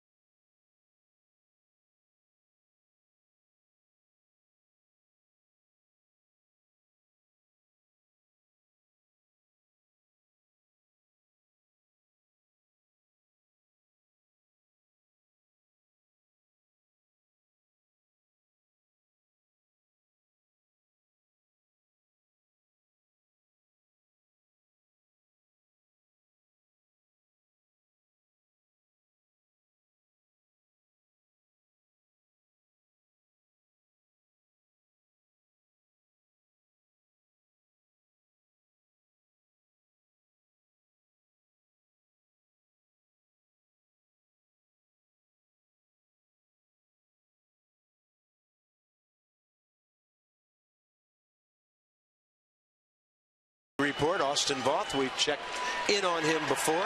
Good ERA. Sometimes the record in the minor leagues not that big of a deal. Look at the strikeouts. Just 23 out of the University of Washington. Fitting. Escobar, Desmond, Ramos, bottom of the 5th. Another inning of work for Carlos Torres, who did a good job for them.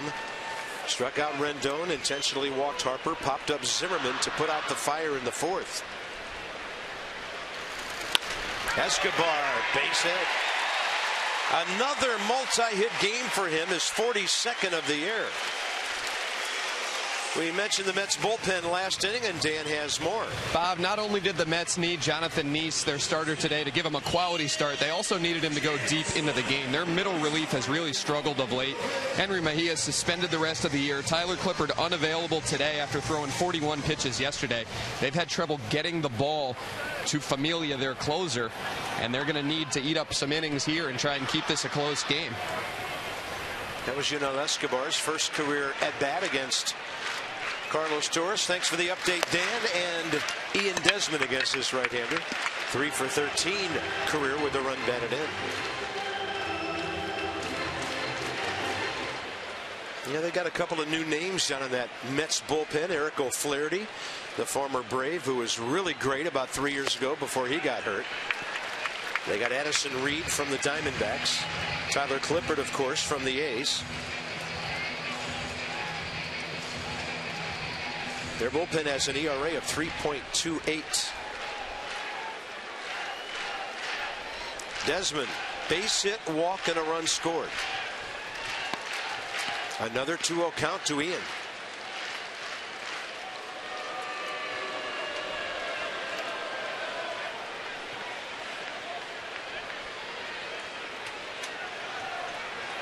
Escobar, by the way, now 7th in the league with 42 multi-hit games. One behind his teammate Bryce Harper. And a ball off the glove of Tejada. That had to be caught. And the Nats get a huge break. First and second, nobody out. That hot? Tell you what, day games, low line drives in the infield. I don't know if we get a shot of it from behind Tejada, but sometimes you lose the ball in white t-shirts. Even if you have glasses on, low line drives in the infield can be tricky, and I don't know if that was the case with Tejada. That's a play that even if you lose it, it wasn't hit that hard. I'm sure Tejada will tell you he's got to make it. Wilson Ramos 1 for 2. The worst of times a double play. The best of times a grand slam. They've given Ian Desmond a hit. Give him a hit on that? They did. All right.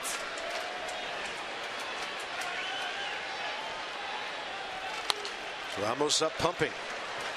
Buffalo wants to do it again. Looks like Buffalo won 7 RBIs.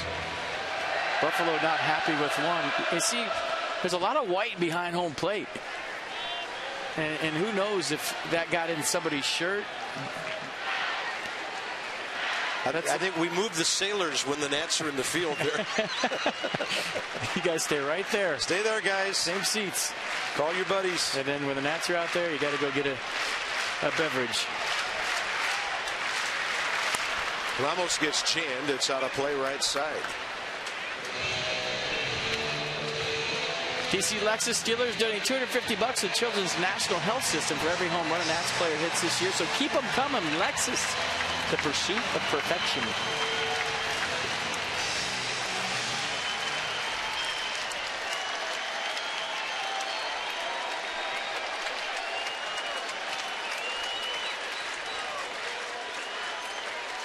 Oh, 2.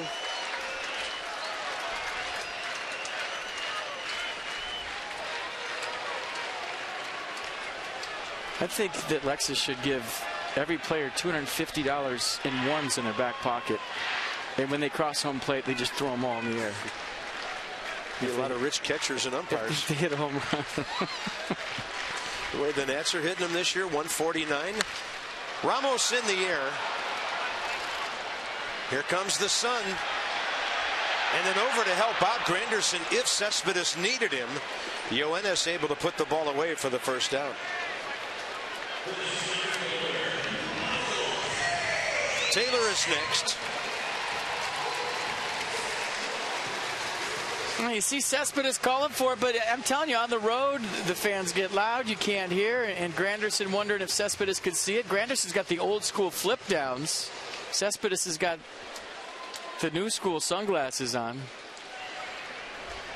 You see Granderson, the flips? Yeah. Don't see that too often anymore. Well, Max is on deck, and his pitch count okay for now, 89. He still has a chance to go 7 today.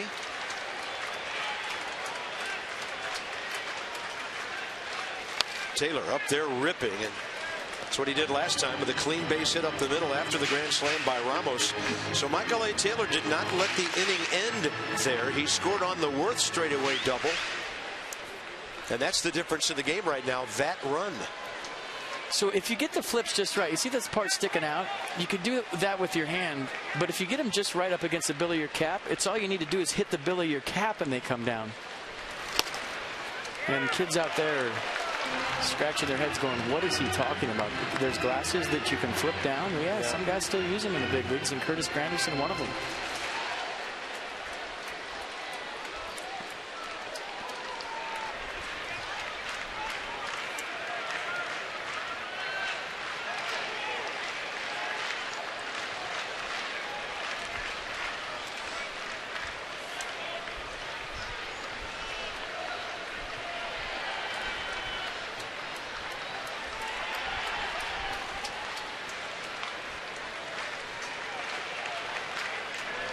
Oh-2 pitch.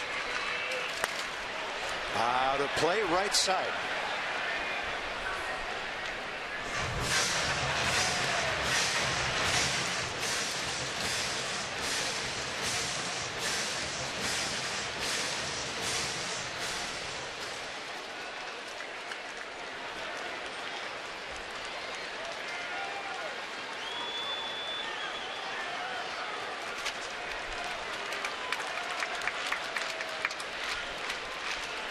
Two on, one out.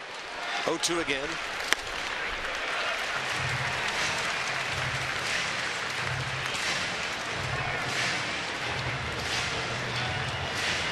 Escobar led off the inning with a clean base hit to left. Ian Desmond line drive off the glove of Tejada. Scorer gave him a hit. And then the fly ball by Wilson Ramos, one out.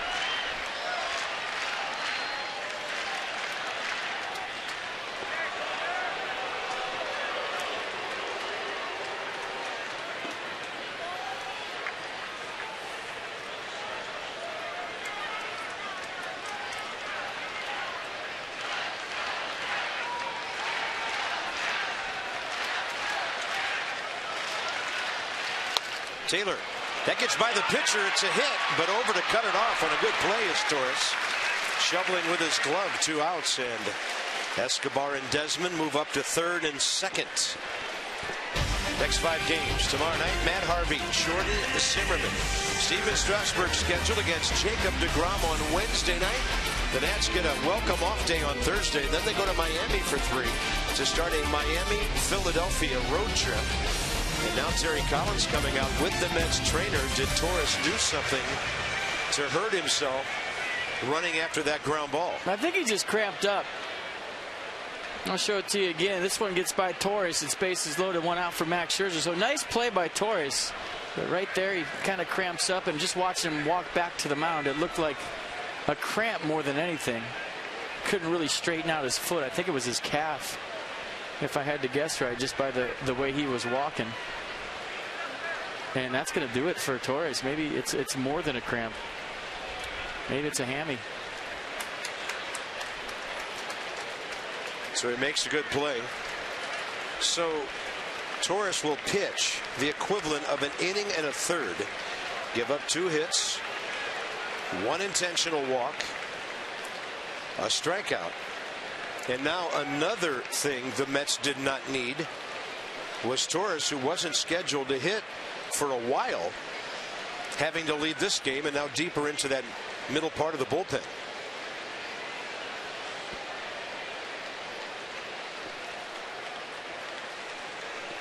That looks like Eric Goodell, the right-hander. It's Matt Harvey. Just kidding. He said he's available. No, he was just kidding. All right, here we go. Scherzer at the plate in the 5th inning. Coming right back. Nats lead 5-4.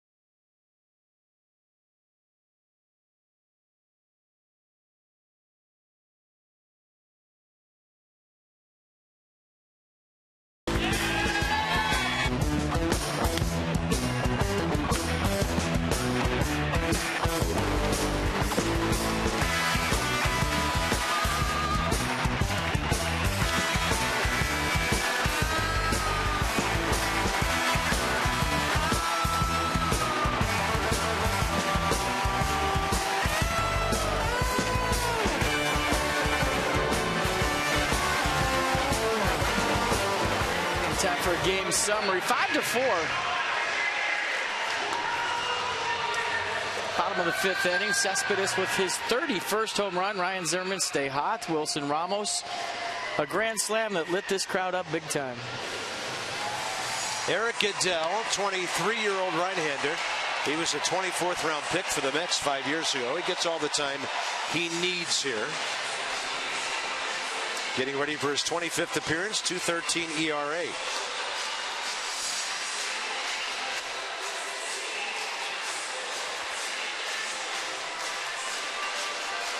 Well, a little bit of an aside a moment ago about the Matt Harvey situation.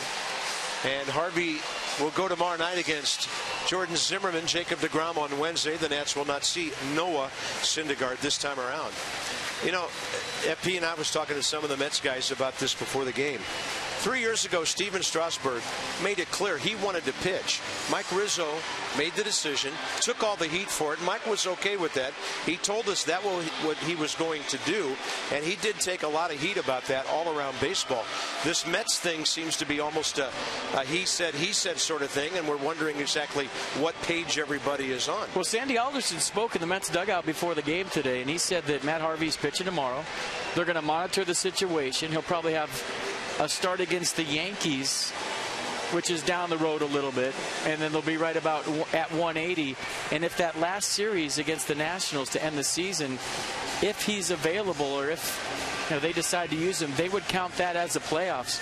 I found it very interesting sitting into Sandy's conference today and talking to a lot of Mets people that they talked about the playoffs very openly, like that was a done deal, a foregone conclusion, that he will pitch in the playoffs. And when we make the playoffs, and I don't know if that was a confidence thing and maybe trying to send a message to the players and the fans, but there's a lot of baseball left to be played, as we all know, and to just talk about the playoffs so openly, and if Matt Harvey's pitching in the playoffs or not, the Nats are trying to make sure that no Mets pitcher pitches in the playoffs at all. Well, then you get the New York media involved, and it's been kind of crazy up there for the last several days. Right now, a home plate umpire and a pitcher about to hit, and a base runner at second all went into the dugout to cool off for a bit. So Max Scherzer, Paul Nart, and Ian Desmond have all emerged as they think Eric Goodell is getting to the end of his warm-up tosses here, and he has. Geico President's race earlier. Martha, handbag.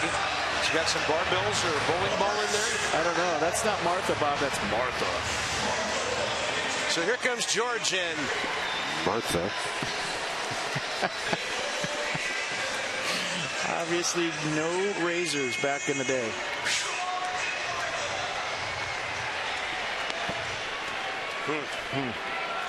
Love is in the air here on Labor Day. Love is blind. There you go. Here's Scherzer. Well, she married a guy with a big head.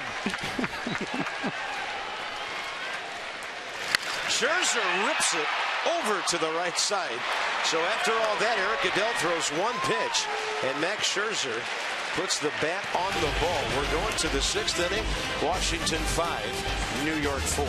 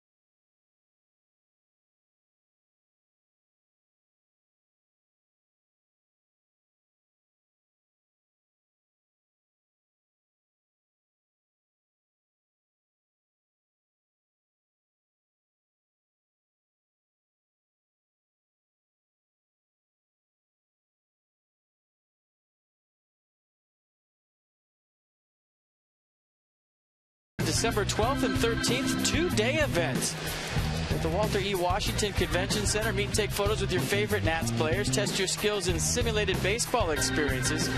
Take a picture with Santa and more. To buy your ticket today at special early bird prices, call 202-675-NATS or visit nationals.com/NatsWinterfest. All right.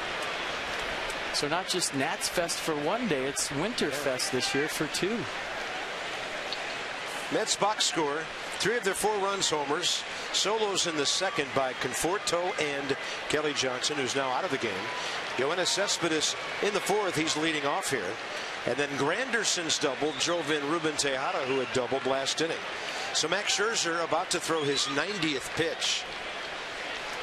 Well, these are the last 15. And he always talks about it. He judges an outing on about how he ends it.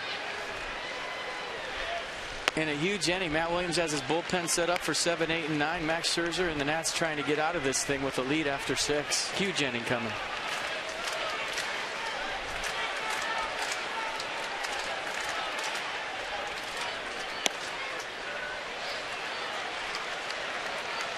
Cespedes is having the biggest home run year of his career now with 31. Previous high, 26 with Oakland 2 years ago. And Max gets one to the inside edge with 88. So we're into the 3 o'clock hour here at Nationals Park. Big crowd, folks on the first base side and part of the third base side. Heated up down there. They've seen quite a ball game. Cespedes drills this one deep to left center. That's going to one-hop the wall. Michael A. Taylor up with it. Strong throw in, and Cespedes a stand-up double. I don't have the Mets for a single today. Everything home runs and doubles. Well, we talked about that stretch with Max Scherzer where he threw all those innings.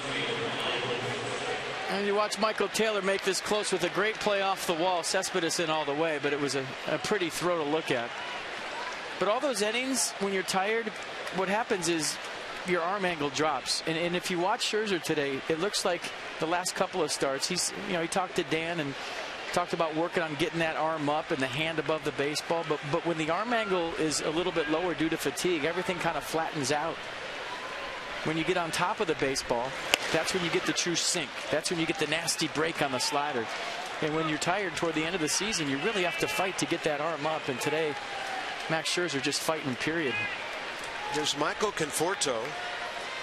As I mentioned, the Mets drafted him in the first round last year. He got 42 games at Single-A Brooklyn. And then this year, 283 at St. Lucie, 312 at Double-A Binghamton. Played in the Futures game, went 2 for 2. Matt Thornton and Blake Trinan now warming up for the Nats. Slugging rookie out of Oregon State.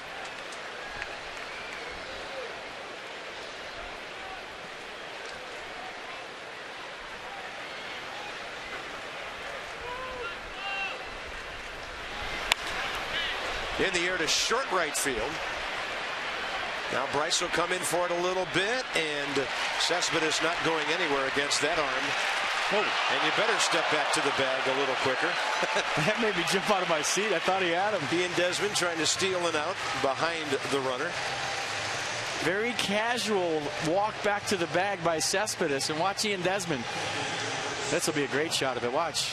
Cespedes just turns his back on the play. Look at Desmond. And I think either Tim Tuffle screamed back or Cespedes could hear the crowd start to swell. And that's why he took that quick last step. That would have been something, huh? Yeah, trying to steal it out wherever you can. So here's Travis d'Arnaud. Kirk Neuenhuis will hit in a moment for Goodell as they have Hansel Robles up in their bullpen. Now Cespedes breaks. And he forces Max Scherzer into a balk. Looked like Scherzer was going to go ahead and go home, and then he stopped. Well, I couldn't see it from up here. Let's see if we can see it from here. I didn't see anything there. He said he double set. I didn't see it there either.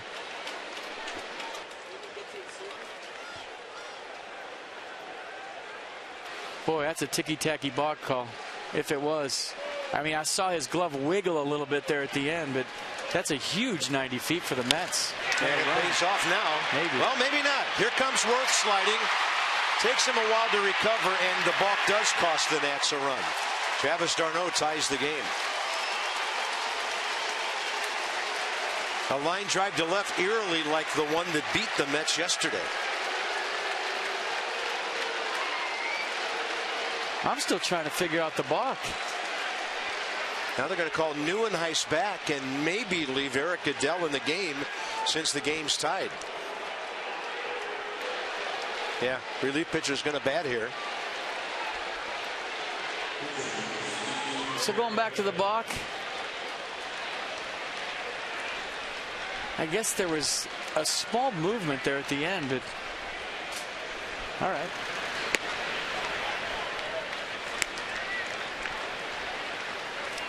Eric Goodell doesn't have an at-bat this year. So Sessman is casual back to the bag on the fly ball. Then he breaks for third on the next pitch and causes a balk that results in a Mets run. And the pitcher got around really late on that.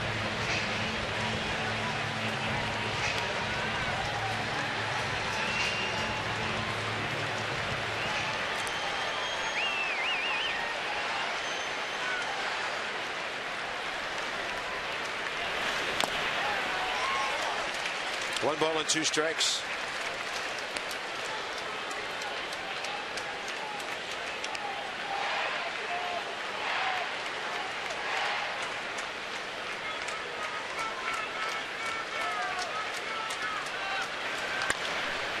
And up the middle, he and Desmond to his left. Costly run. We're back tied after 5.5. Top of the order for Washington. Seesaw affair, all knotted up.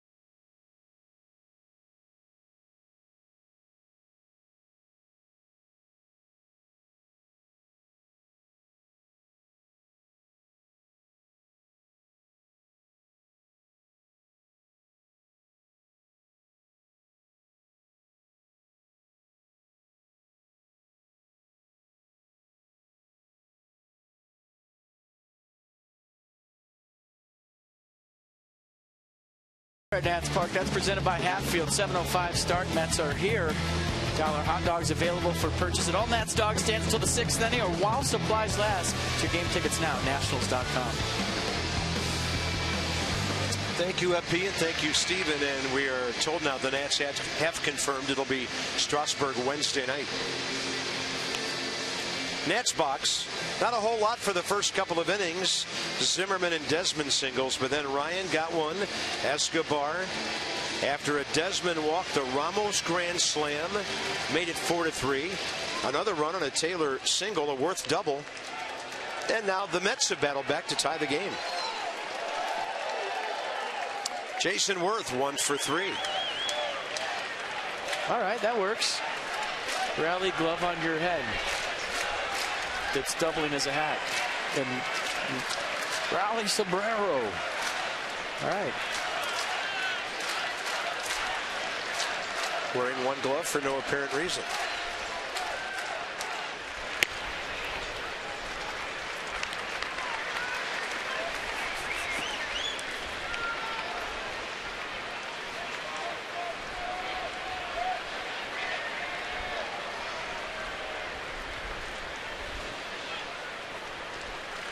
Worth 0 for 1 career against Eric Goodell, who slips one by him there at 84.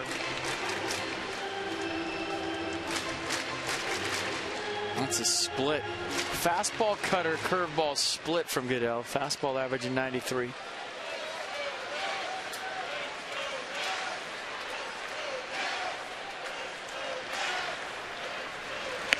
And well off the inside half. It hasn't been a good week for Goodell, so the Nats trying to keep that theme going. Hansel Robles, the righty. Dario Alvarez, the lefty. And Jason got jammed enough to keep it in the yard. Little tweener out there called by Cespedes. First out, 6th inning. Rendon and Harper the next two. Anthony Rendon 0 for 1 against the right-hander Goodell. And it'll be Bryce's first matchup with him in a moment. Or will it? I don't think he's going to see a right-hander, but we'll see. Yeah, that's a good point. 2 outs, bases empty. Terry Collins could pull that trigger too, huh? Absolutely. Tie ball game. I mean, if you want to pitch to him. Yeah, all hands on deck out there.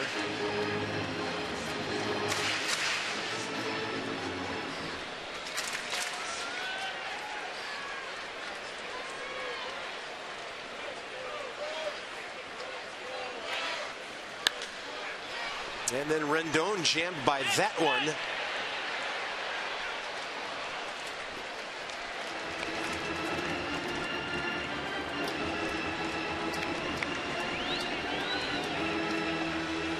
It looks like Dario Alvarez is hot. They just gave him a glass of water. He's chugging it right now. He's throwing full speed, and he's probably coming in for Bryce Harper.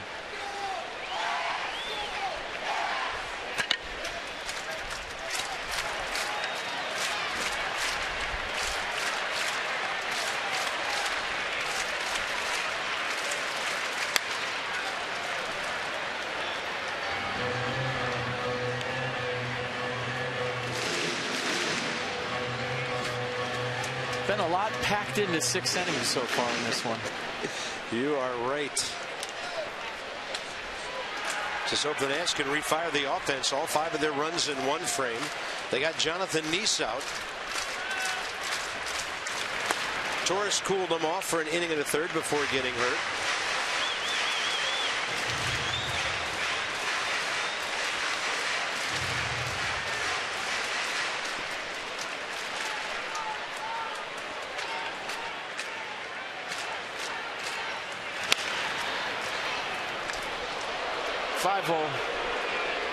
Bob Henley getting booed. Oh man, that's just a rough crowd. Yeah, that's his first of the year.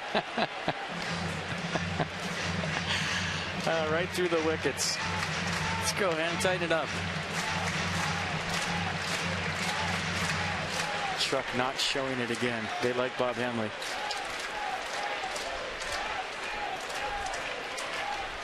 We don't show errors by guys with no gloves. 2-2 with 1 out, and Rendon gets one to left. A little bit like the Worth, just jammed enough out into that gap. Conforto makes this catch, and we'll see. Here he comes. Terry Collins to go lefty-lefty against Bryce Harper. So a scoreless 3 batters for Eric Goodell. And Harper will be up for his 4th plate appearance when we bring you right back.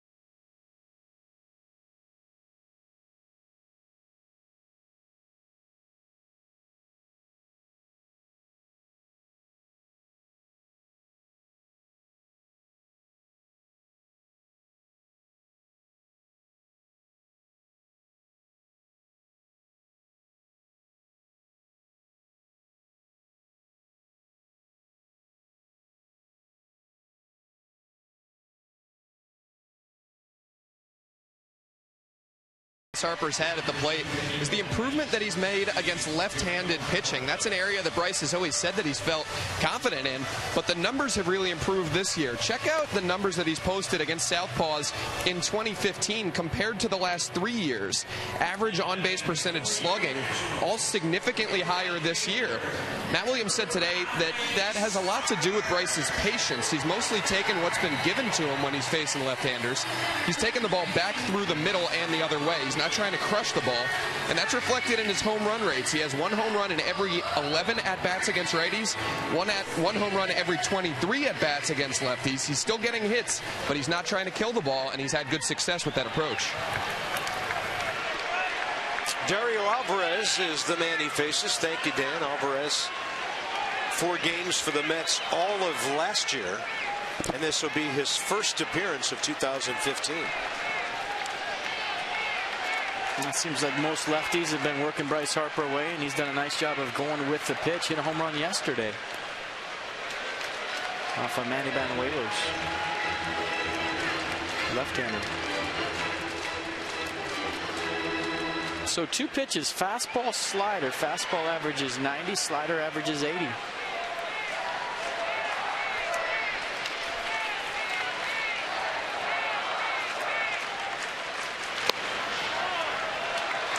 Two and 0.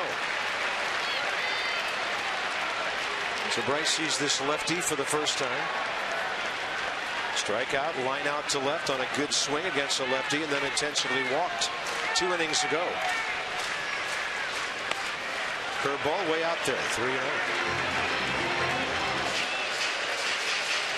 I mean, it looks like they're pitching around it, but then you got to go to the right-hander to face Ryan Zimmerman. Terry Collins cutting through his bullpen here in the 6th inning, so we'll see if Bryce Harper has a green light here. I mean, he usually does. Whether he uses or not is up to him. On the inside edge. Yeah, Robles was up shortly ago with Alvarez, and he's up and throwing again.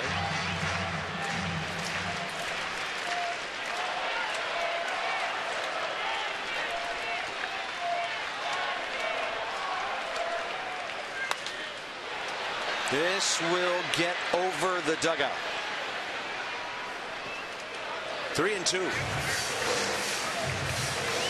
Got a pitch with a lot of plate. 91 just got under it a hair.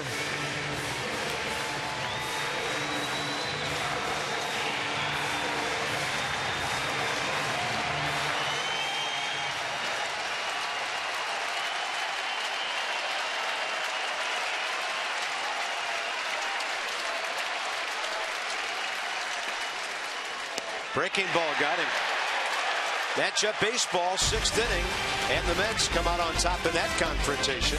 5-5 into the 7th.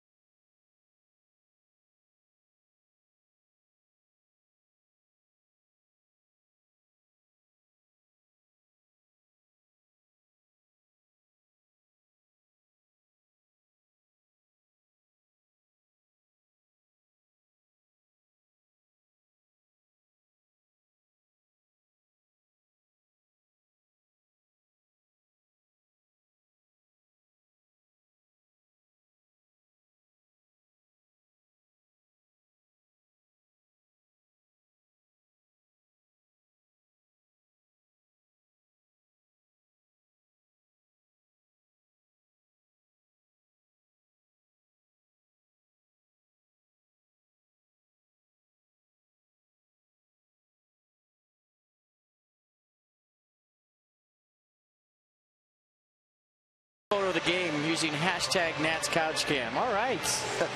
Looks like Chia screeched to me, but either way, thanks, guys. Appreciate it.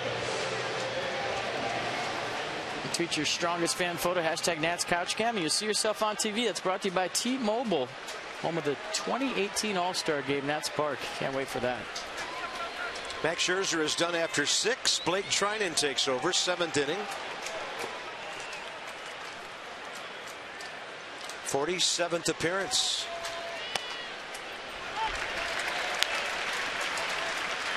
Opponents hitting .261, but check out right-handers, 183 against the upper 90s fastball slider combination. Wilmer Flores 2 for 4 career against him. It's out of play right side. Max Scherzer struck out Flores twice, 2 of his 5 strikeouts. Didn't walk anybody. 5 runs on 7 hits in 6 innings.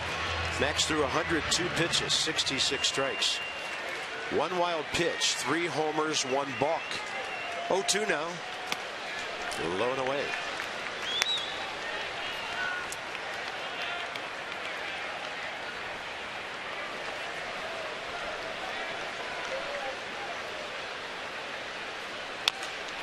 This were a heavyweight boxing match. Both teams came out swinging. And now both teams tired with their gloves down by their sides, trying to regroup for that last flurry, and whoever has that last flurry is going to win this. But this has been some kind of slugfest. Yeah. And who has what left is going to be the question. I guess whoever has the best cut man wins. Or bullpen. Yeah, there you go.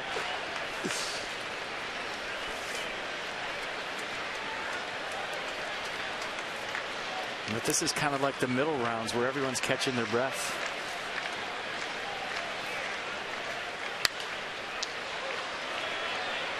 Good battle now. Blake Treinen and Wilmer Flores leading off the 7th.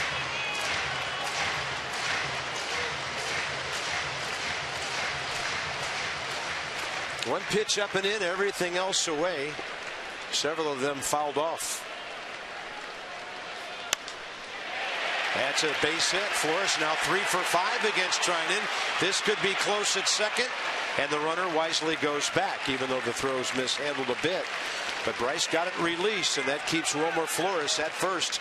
And that's the first single of the day for the Mets.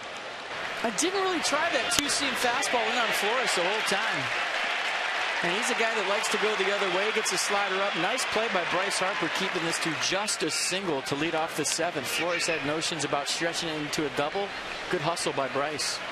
Well, Reuben Tejada came in on a double switch and got a big hit in this game. A 1-out double in the 5th. Granderson drove him in. Got the Mets back to within a run before they tied it in the 6th. He's bunting. Kind of a hard bunt. Treinen waited, and he still gets him. Oh, that was close. Well, that was the wrong move. Mets might want to have a look at that. I mean, he should have gone to first right there based on how he went after the baseball. I think somebody was screaming 2-2-2, and at the last second, Blake Treinen throws it to second, and because of his strong arm, gets away with it. Watch how he goes after this ball. Okay, I'm going to first. Wait, what? Second? And he turns and throws blindly to second base and gets Wilmer Flores. And that's just because of arm strength alone. That was the wrong decision, but he had makeup speed with his arm, and he got Flores at second base for the big out, and he was out. There's no doubt about that. Yep. But that was just a weird play all the way around, and the Nats will take it. Blake Treinen, a third of an inning with a base hit. Felipe Rivera was coming in.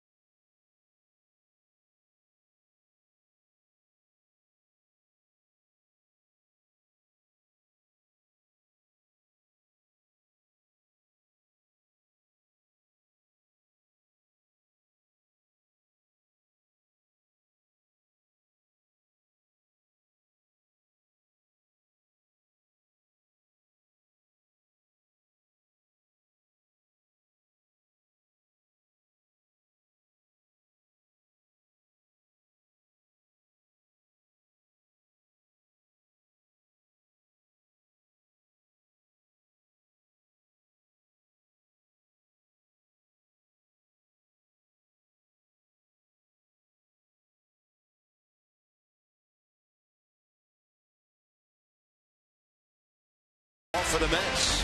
12-7, 2.60 ERA. His career earned run average against the Nationals is 0.99. But he's only 3-2. Jordan Zimmerman has won 4 in a row. He'll be looking for number 13 tomorrow. Right now, the leading winner on the staff with a 3.38 ERA as well. Nats Extra, 6:30 tomorrow night. Felipe Rivera and Curtis Granderson, who's 0 for 3 career against him. Ball 1. You see the numbers on Felipe. There's the arsenal. 96-mile-an-hour fastball. 36 appearance. ERA at 2.63. Lefty's hitting 206 against Felipe.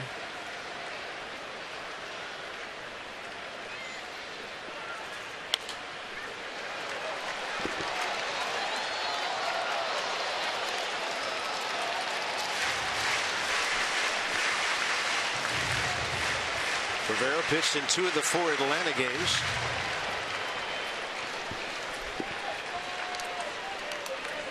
Inherits a runner at first, 1 out.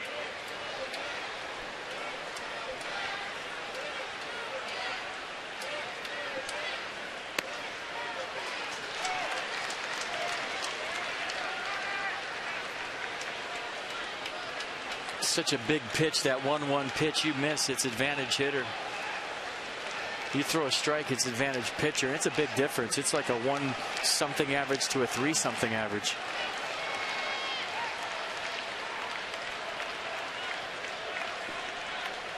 Outside. I like that baseball. Just saw Casey Janssen duck into the shade out in the bullpen after throwing. David Wright, right-hander on deck, and then another lefty and Murphy. And now Matt Thornton is up and throwing too. It's such a big game. You win, you're down by 3. You lose, you're down by 5. And it's 5-5. And I mean, this first game of the series, I think the biggest of all. Agreed. And either team could look at it. Yeah, if we don't win this game, look who we're facing the next 2 nights. Right. Nats, Harvey, and DeGrom. The Mets have to face Zimmerman and Strasburg. So here it is, 4-game spread after the Nats' fantastic weekend against the Braves. And the Mets losing 2 out of 3 in Miami. 3-2 pitch with 1 out. Tejada, he can move it a little. Is he running here? He's not. Out of play.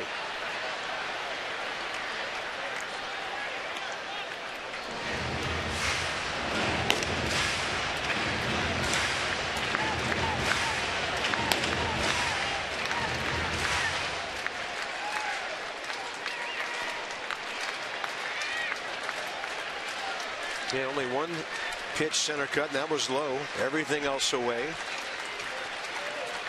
3-2 pitch. Way inside.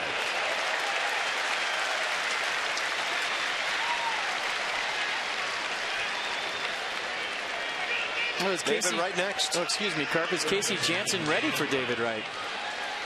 And apparently he is, and Matt Williams going to come out and get Felipe Rivera, and this is how it's going to go. Expanded rosters, big bullpens, matchup baseball. Casey Janssen will be the 3rd Nats pitcher to throw in this inning. David Wright is next.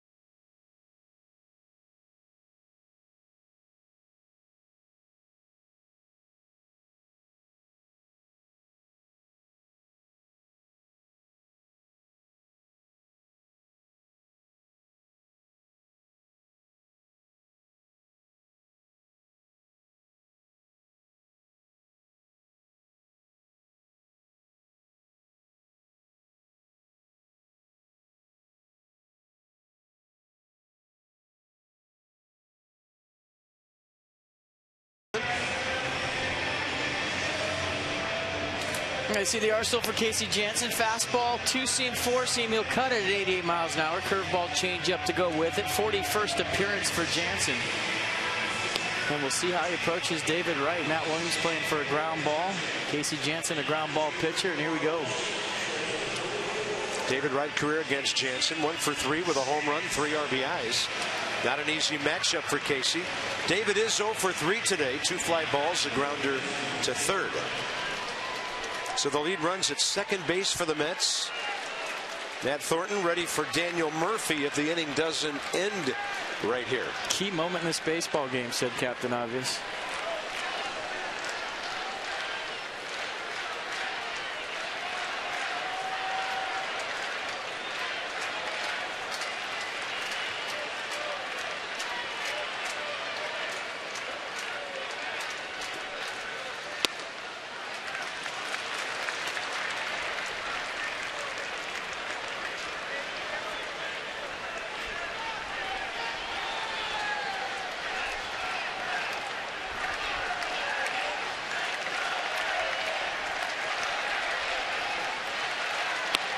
It's in there to even the count.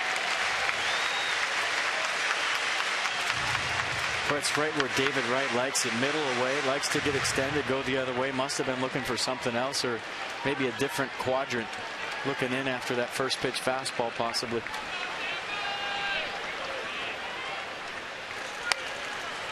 Casey got in on his hands with that one. And the count, 1 ball, 2 strikes.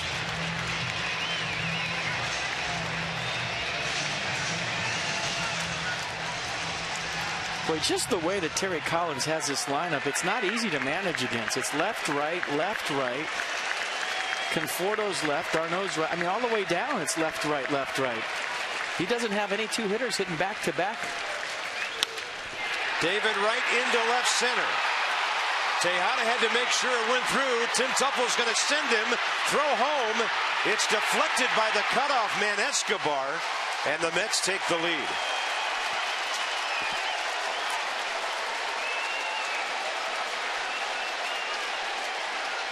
And David Wright has 4 career RBIs against Casey Janssen. Well, Tejada, watch Tejada on second. He goes back, actually. And this is where you have a chance for him. He's still not to third. And that's a tough throw for Michael Taylor, but it may have been close at home had Escobar not deflected it. The throw was on line, and who knows? The mound would have slowed it down. But Escobar over. Zimmerman over. There was way too many cutoff men there, and it just got weird at the end. I don't know if he'd have had him, but we'll never know because the ball didn't get through. You saw Wilson Ramos' reaction. He thought there was a chance. Matt Thornton now against Daniel Murphy, and the Mets have retaken the lead.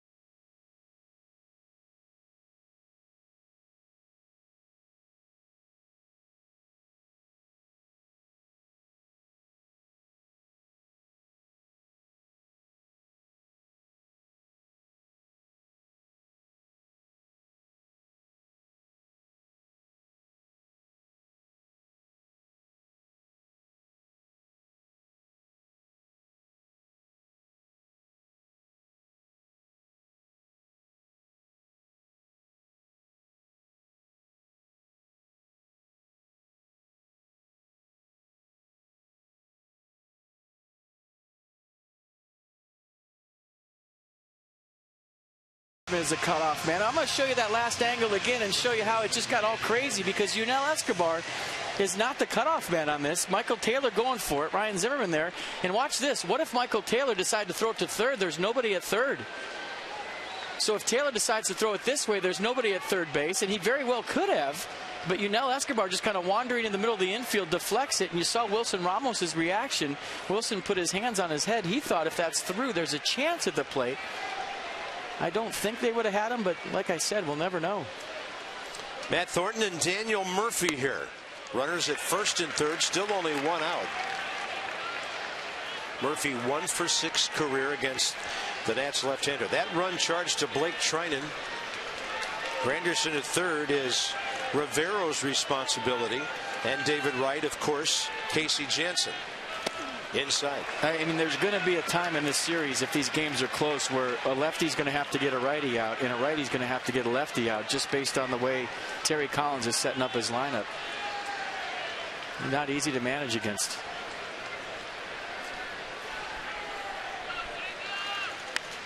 Jammed, and he fouls it back. Yeah, getting Cespedes and then getting David Wright back really strengthened the right side of that Mets lineup. Left, right, left, right, left, right, left, right, all the way down. I mean,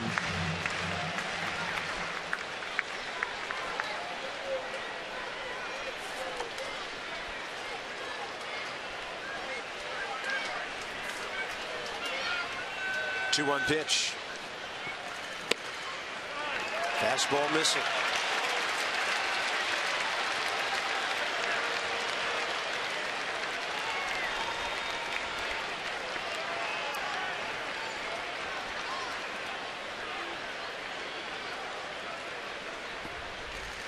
Murphy pulls it hard and foul. Counts full 3-2 with one out.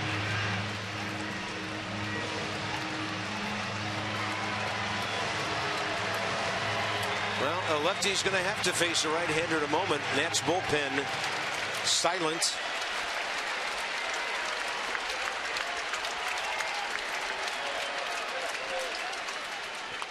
Murphy reaching enough to stay alive.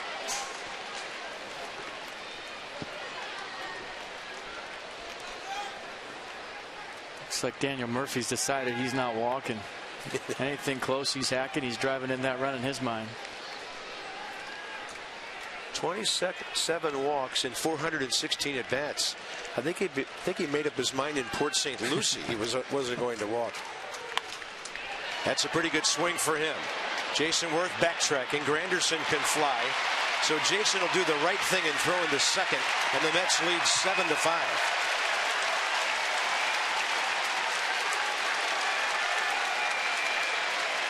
That run charged to Felipe Rivera, who walked Granderson. And now it's Cespedes, who has homered and doubled. And it's a lefty facing him, and this is what I'm talking about, where a lefty has to get out a righty. And you can't just keep playing matchups. You don't have enough pitchers. Cespedes 0 for 2 career with a base on balls against Matt Thornton. And Cespedes' numbers against left-handers this year are not good, and that's probably what Matt Williams was thinking.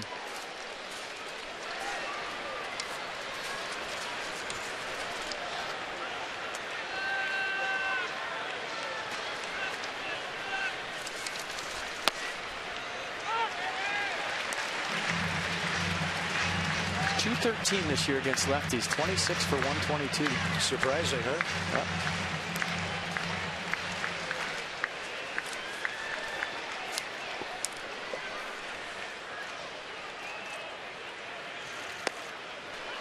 Started to commit, saw that breaking ball, was able to hold up.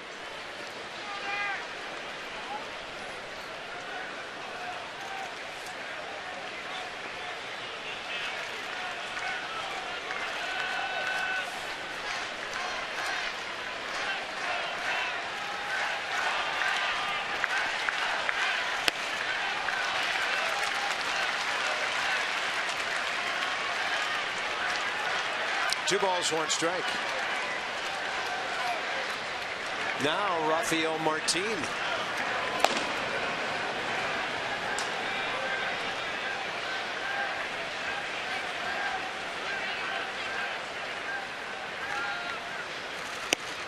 Fastball. And it's 3-1. Well, he's going to be letting it rip here. Anything close. He's thinking one thing.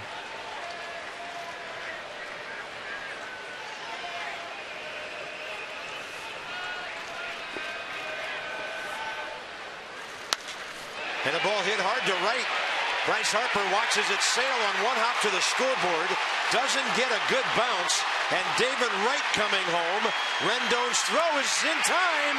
Runner safe. David Wright able to get under the tag on a great relay from Rendon. But you can't block the plate anymore before the throw gets there. Well, you just can't fall behind to a guy like Cespedes, as hot as he is. He gets in a 3-1 count. You know he's going to be letting it rip, and you know he's thinking damage. Very close play at the plate. Good relay throw from Anthony Rendon, but the ball just kind of checks up against the wall, and that's where David Wright got about 2 or 3 steps. He's easily in there, so you're not going to challenge that. But this play was made by the ball hitting the scoreboard, dropping straight down, and Bryce Harper really having to go in there and get it. And it gave David Wright 3 or 4 more steps. You see the reaction from Wright. 3-run inning for the Mets, and they lead 8-5. Here's Conforto against Thornton.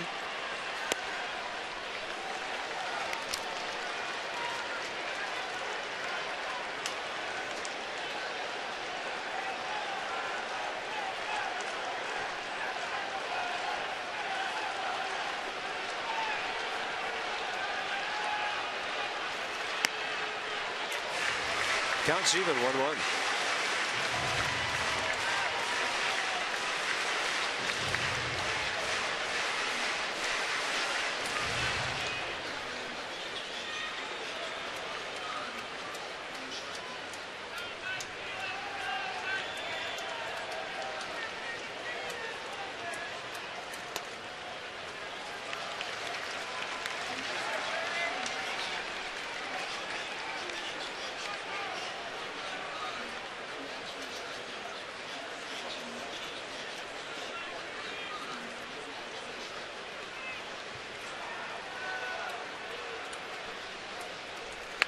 And this ball ripped to Rendon. 4 Nats pitchers to get 3 outs in a crucial 7th inning, where the Mets put 3 on the board. We arrive at the Hyundai 7th inning stretch. Zimmerman leading off. Now the Nats have to answer with the bats. 8-5 New York.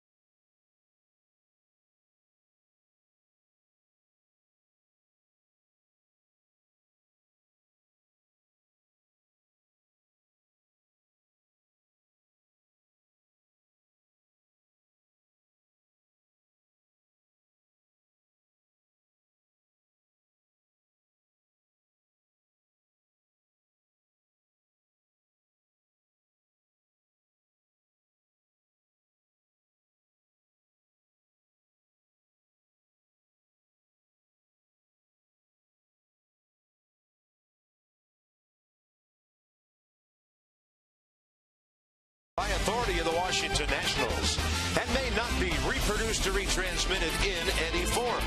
And the accounts and descriptions of this game may not be disseminated without the expressed written consent of the Washington Nationals. 19 hits, 13 runs in this game. The Mets came out slugging early. The Nats had an answer in the middle of the ball game. Now New York continues to swing the bats well against the Nats bullpen, and now it's time for the offense to rev it up again. Hard to win a ball game anywhere, home or road, when you give up 8, but this is that kind of day. You might be able to do it. Well, it's been Coors Field East here today, and the ball's carrying it. But we talked about the outset. If you come into this game trying to win the game, that's the wrong approach.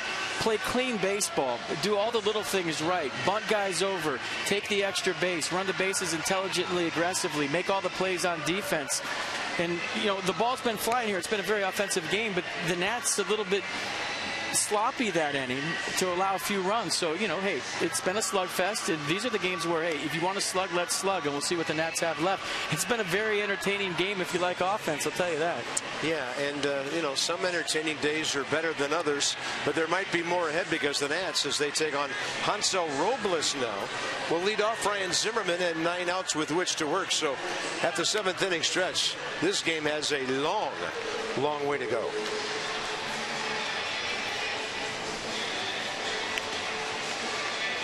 Giving up 5 home runs this year, lots of fly balls. May not be the best thing for the Mets on a day like this. So David Wright delivers. Murphy delivered a sac fly. Their 2, 3, 4 guys all drove in runs in that 3-run 7th inning. I tell you, I've never seen a ballpark change so much with the weather than this place. I'm sticking to that. I don't think there's any park in the league that changes dimensions as easily as Nats Park based on atmospheric conditions, whether it's temperature, whether it's humidity. And today is as small as I've seen it play. Yeah, Wrigley was always the one that got that kind of headlines and that kind of attention. Nats Park different than at other times of the year. And here's Zimmerman.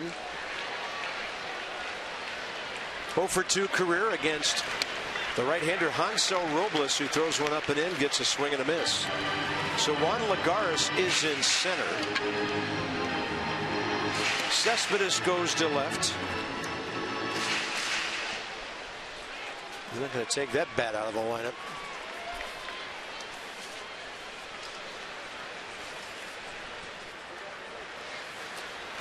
Juan Lagares, the outfield guy who's kind of lost his job with the arrival of Yoenis Cespedes, and he's a Gold Glove center fielder.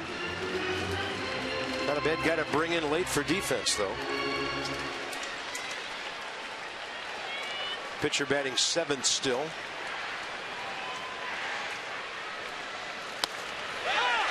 And Ryan Zimmerman called out. I don't think he was ready. He looked up and the pitch was coming. A quick pitch. And I think that's what you saw the look. Watch. He looks up and then he just quick pitches him and it's by him. He can't even get off a swing. Yeah, base is empty. Pitcher can do whatever he wants in that regard.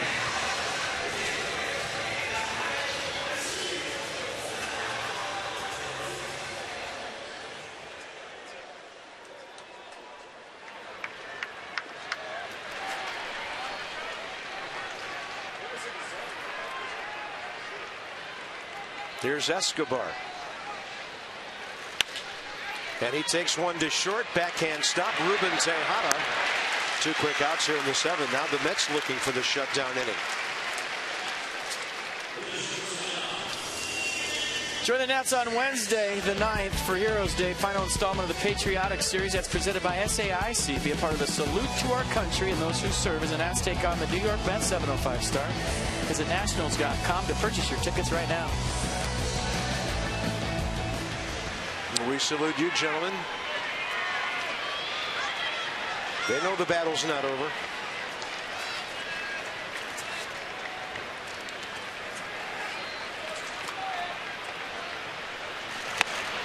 And Robles comes out firing. 89 on the slider up.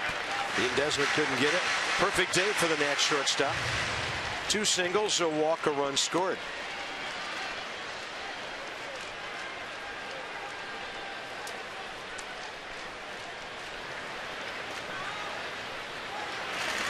Look out.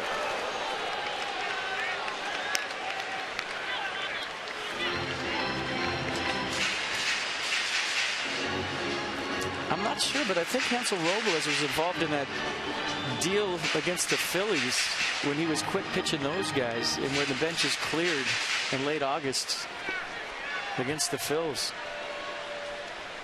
I think the Phillies took offense to that quick pitching by Robles, and Terry Collins defended his pitcher after the game. Big swing by Ian Desmond, 1-2. I don't know how I feel about it. I know if my guy did it, I'd think it was cool. And if it was done to me, I would think it was cheap. So, I mean, that's probably where a lot of guys stand on it. I mean, he got from still to home as quick as anything I've ever seen on that pitch to Ryan. And it was Larry Boa, I think, from the Phillies that was the most vocal about the whole thing. And ironically enough, he and Terry Collins are friends. But that's something, when you look at scouting reports, you know, hey, be ready, he'll do that. Easier said than done.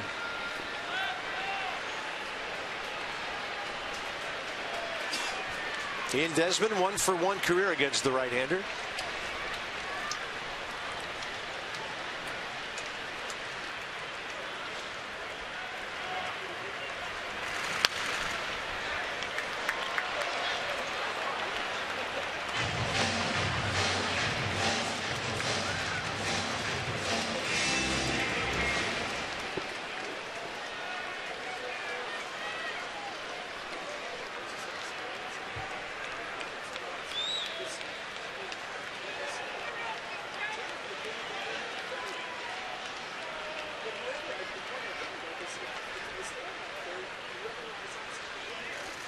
Desmond has a fastball thrown by him. Mets do get a shutdown inning, 1-2-3 from their bullpen. This one into the 8th inning now, and it's 8-5 New York.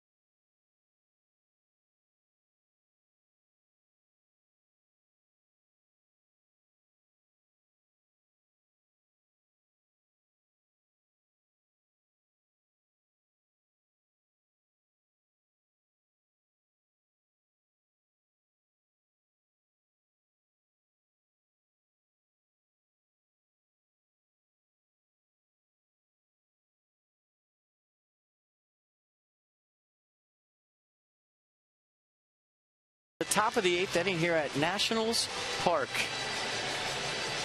It's time for Toyota Case for Kids. Washington area Toyota dealers want to help children and families by making a donation of $37 to the Children's Inn at NIH for every strikeout by a Nats pitcher this season. Rafael Martin got his first big league win when the Nats won a ball game in St. Louis at the end of that short 3-game trip. And here he is, the 6th Washington pitcher of the day.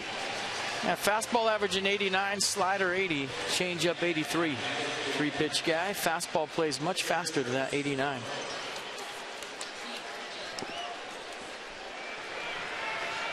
Danny Espinosa, second base. Anthony Rendon at third. So on the double switch, Yunel Escobar out.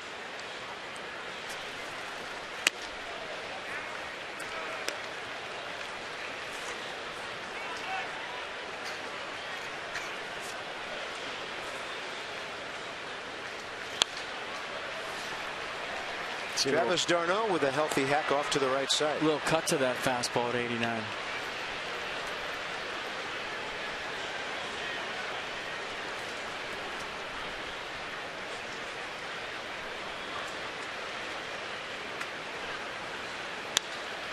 I'll tell you, what a transformation of the Mets offense. I mean, early in the season, you were just looking at their lineup saying, okay, they're going to have trouble scoring runs, I guess is a real nice way to put it. And then with a few moves here or there, getting Kelly Johnson, getting Uribe, the trade for Cespedes. Just kind of a different look, getting David Wright back. Big breaking ball for the strikeout.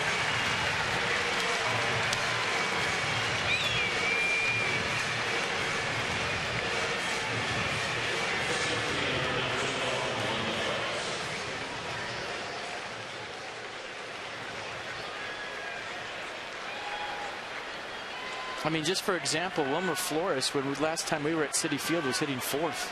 He's hitting 8th today. That's how much the Mets lineup has changed.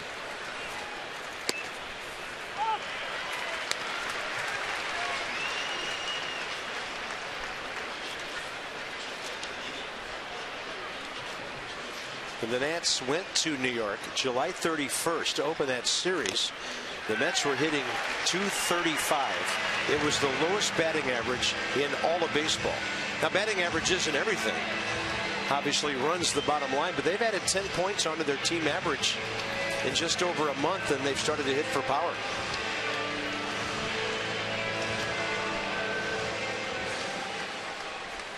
Sometimes the best trades are the ones that aren't made.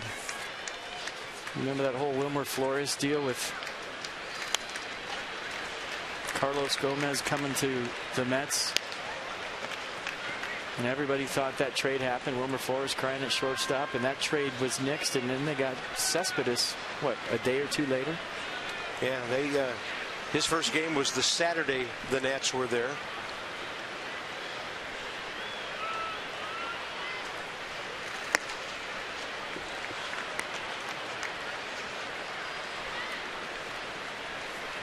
Yeah, kind of funny. Back in March, everybody thought Cespedes and Miguel Cabrera would be double-barrel destroying the American League with the Tigers. That's a last-place team now. Desmond throws out. Juan Lagares, 2 outs. Keep up with the pennant races in true HD quality at MLB.TV Premium. Watch every out-of-market game live or in more than 400 supported devices. Real-time highlights, live look-ins, pitch tracking widget, and more. Visit MLB.TV today.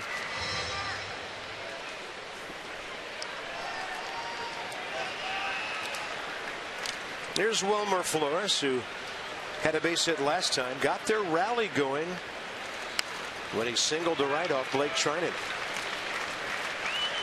Into the 4 o'clock hour.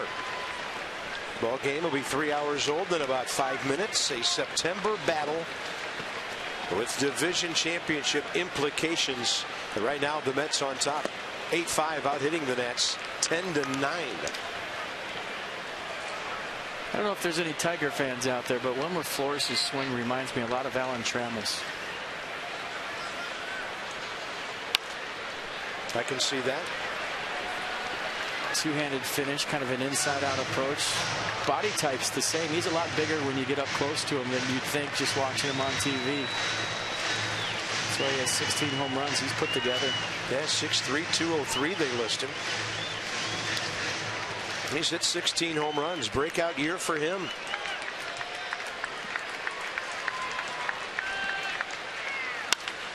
Lines one to left. He really got around that ball and hit it beautifully. Wilmer Flores 2 for 4.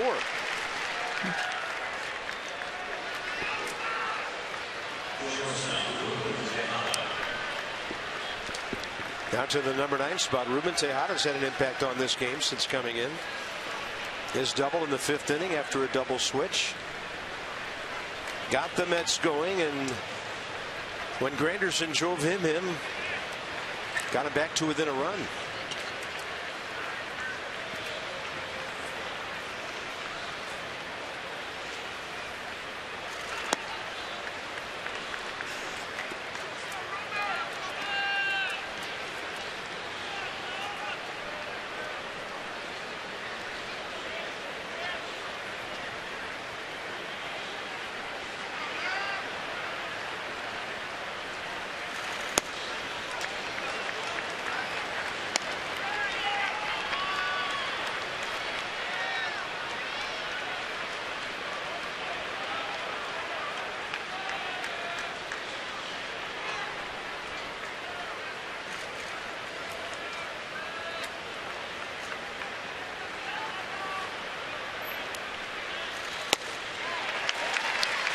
Good pitch on 2-0. Just subtle cut to that fastball. I mean, it plays harder than the 90. See guys late on it and hitting counts, but I think it's the movement that's the key. He's got a quick arm, meaning the ball kind of get on you quicker than you're expecting as a hitter, but there's a lot of movement.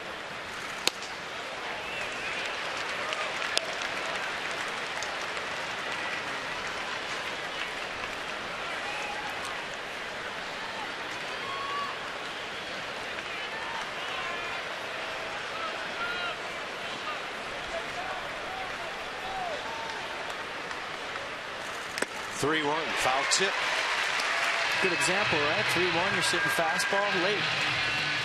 Maybe got a little bit too big, slow the swing down a little bit, but still.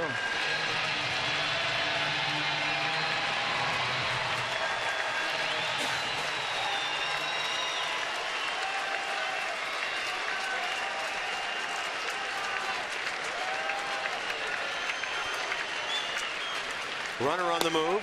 That's in there. Inning over. Rafael Martin gets a one-hit, scoreless 8th inning. Ramos, Taylor, Danny Espinosa straight ahead.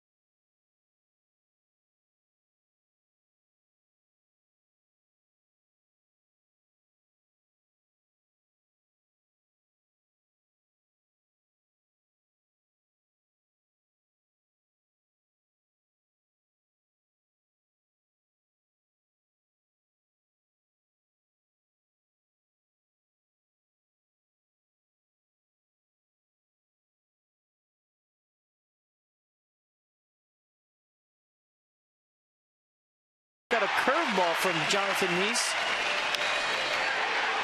Dug it out, stayed through it, shot it out of the ballpark.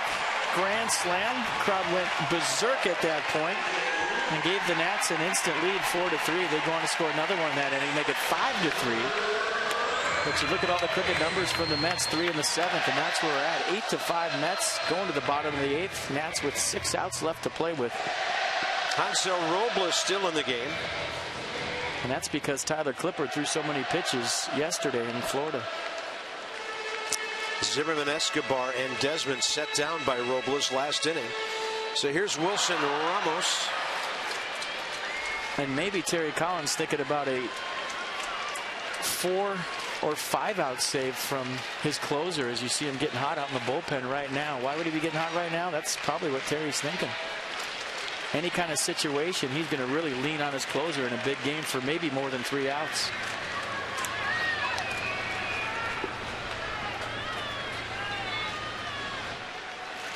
Ramos to the right side, slow roller, Wilmer Flores. Let's go back to July 22nd. The Nats were engineering a comeback against the Mets. Nats were starting to get short on players. Matt Dendecker comes flying home. Michael A. Taylor coming up big in that game, and then Danny Espinosa taking care of his business down the left field line. Nats would get 3 in the 8th. Drew Storen got his 29th save, and the Nats won it 4-3. So Taylor, one of the key late RBI guys. That ball not in the air, very long and unreachable for Daniel Murphy. Boy, I thought Murphy had a chance at that. He's got the flip downs too, just out of his reach, and the camera well down there at first base. See him check where he's at. He gets to the fence, and he really didn't reach out there at the end. I thought he had a chance. Not an easy play by any means. Yeah, amazing that Michael A. Taylor has more late RBIs than Bryce Harper or anybody else in the ball club. It's been his time, and he added 3 against the Braves the other night with that dramatic home run. And then Danny Espinosa in on the double switch to bat next. Taylor 0 for 1 career against Robles, and that's a perfect slider to the inside edge, 0-2.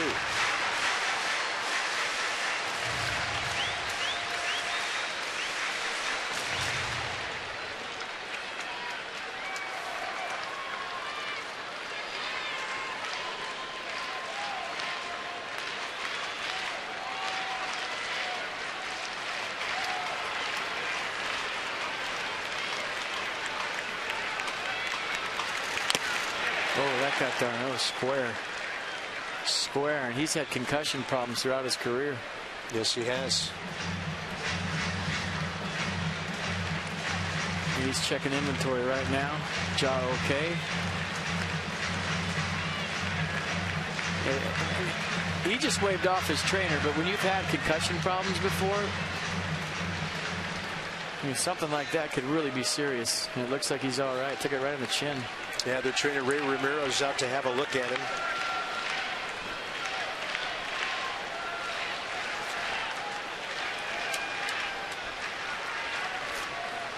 He had a rough year last year. Concussion in May.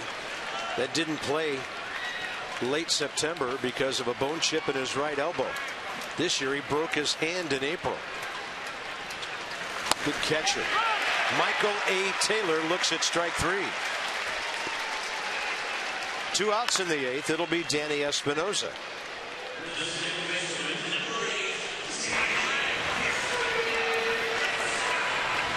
Quick pitch again for strike 3.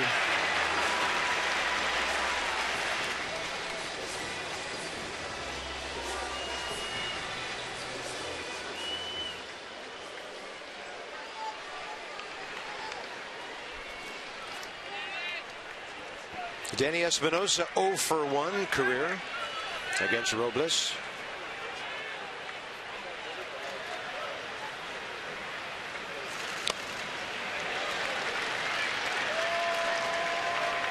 Nothing shaky about the Mets bullpen today.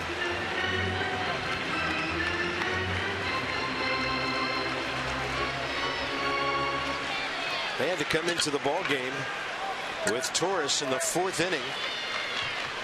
There he is again. They haven't given up a thing except for a couple of hits.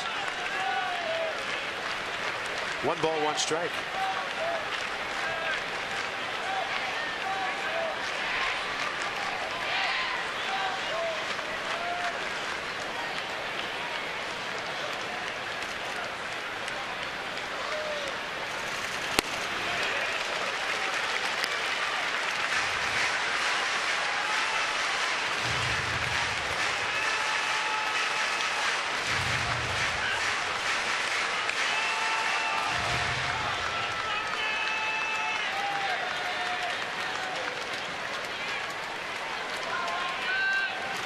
Quick pitch. And the Nats not doing anything with Hansel Robles in 2 innings of work. 4 strikeouts. He retires 6 in a row. The Nats with an inning to go.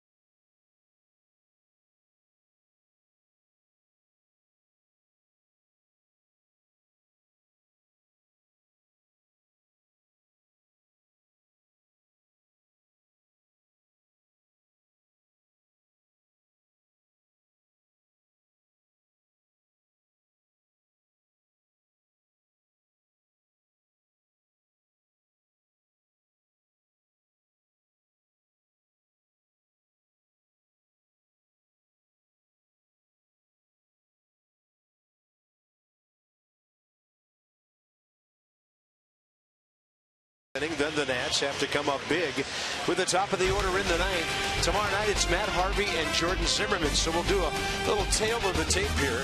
12 wins. Harvey, great ERA. Power numbers similar in walks. Harvey more of a strikeout guy.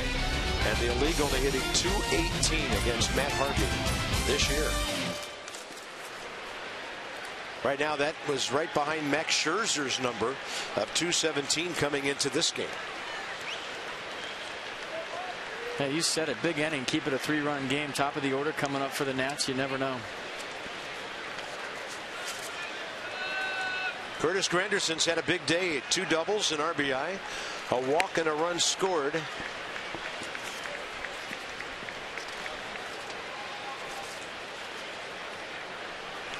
And facing Rafael Martin for the first time. 83 sinking, 2-0.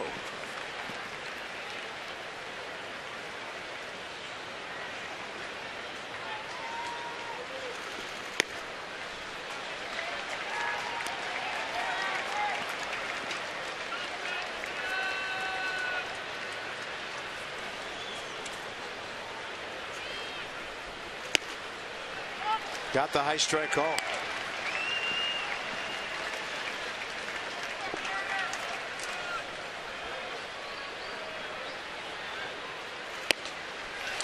Dangerous guy to walk when you're trying to stay in the game. Go back to the 7th inning. David Wright with a big blow in this game. And you see the whole at bat trying to work him in. Actually got that pitch in, but Wright did a nice job of getting inside of it, getting over Dean Desmond's head, and this is where it got weird.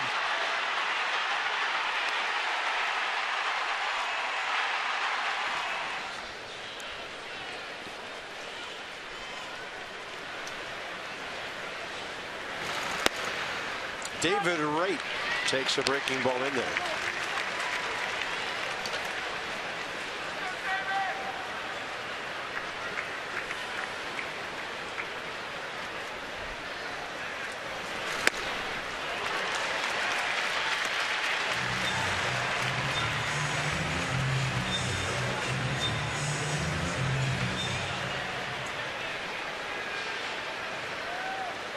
Nationals need a ground ball here. Murphy on deck. And Martin well outside.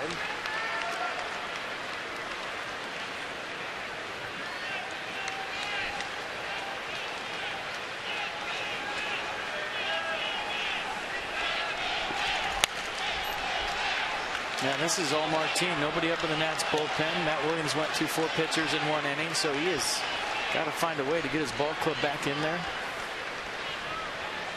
A.J. Cole was up warming in the bottom of the 8th, but he sat down as soon as that inning ended. Maybe getting work. And a 1-2 from Martin. David Wright swings and misses at 90, and that's Rafael's 3rd K of the 4 outs.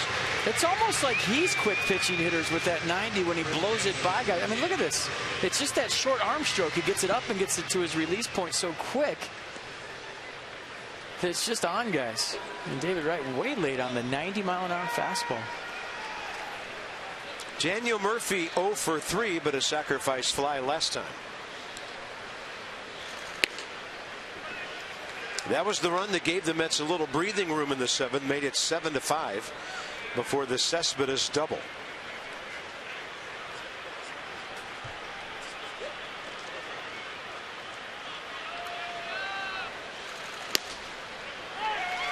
Up in the zone for a strike. Murphy didn't like it from Paul Nart. Counts 1-1.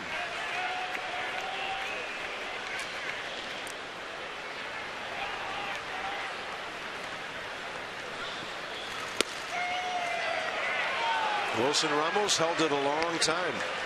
Wilson Ramos said it was a strike. Paul Nart waved his left hand like it was outside. They're having a chat right after the pitch.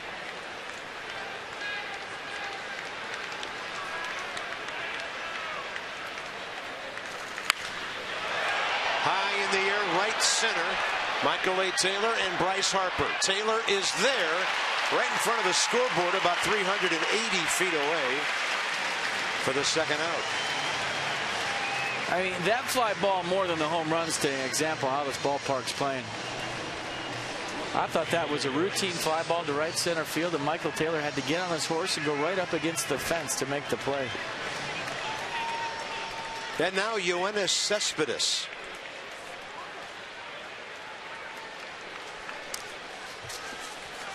It was kind of a done deal when Cespedes came into the year with 89 home runs. You knew he'd go over 100. He's only the second Cuban-born player to ever do that in his first 4 years in the big leagues. The other, Jose Canseco. And he's gone way beyond. 31 on the year, including one today. Good pitch by Martin, inside edge.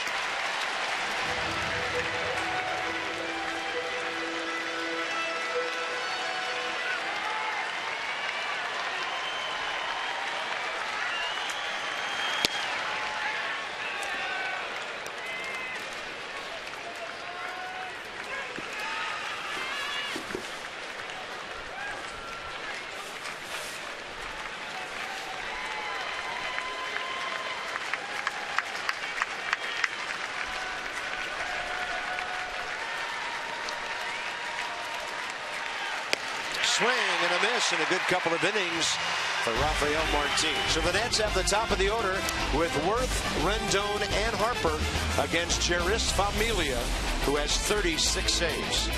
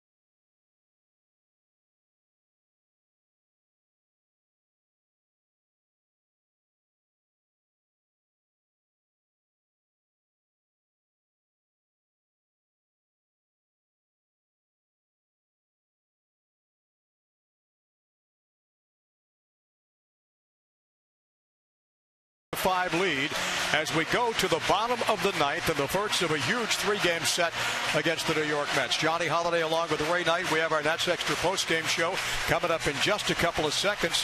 Had one big inning for the Nationals. Looked like it was going to hold up, Ray, but the bullpen today had a little rocky shot out there in the fourth inning. Yeah, a lot of matchups, and none of them went right for us, actually. We go right, left, right. And they either got a base hit or we walked, just didn't do the job. Their bullpen so far has been better than ours. Martin did a heck of a job right there, didn't he? Sure did. But certainly, when they put those tack-on runs together, the guys that Matt called on just did not answer the bell. And you mentioned about the Mets bullpen struggling of late. Familia coming into the ball game now for the ninth inning, so a chance for the Nationals to pull this thing out in the bottom of the ninth. Needs some work to be done, though. Hey, he throws hard, real hard, but hey, I've seen crazier things happen. Let's just battle them these next 3 outs and see what happens. All right, let's go back upstairs to Bob at FP for the bottom of the ninth. Yeah, that's all you can do, Ray. Thank you, Johnny. Is battle, and this is one of the better closers in the league. Familia does have 5 blown saves on the season. His 36 saves, third in the league behind Mark Melanson and Trevor Rosenthal. Yeah, fastball's averaging 97, slider to go with it at 89. He can hit triple digits.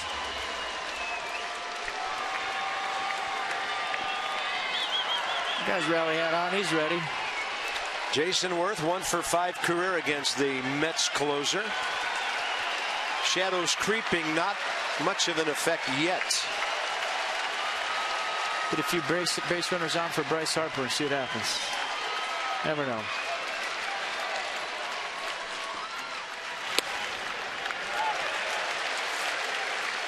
Interesting. Most teams take a strike down by 3, and Familia goes first pitch slider to Jason Worth.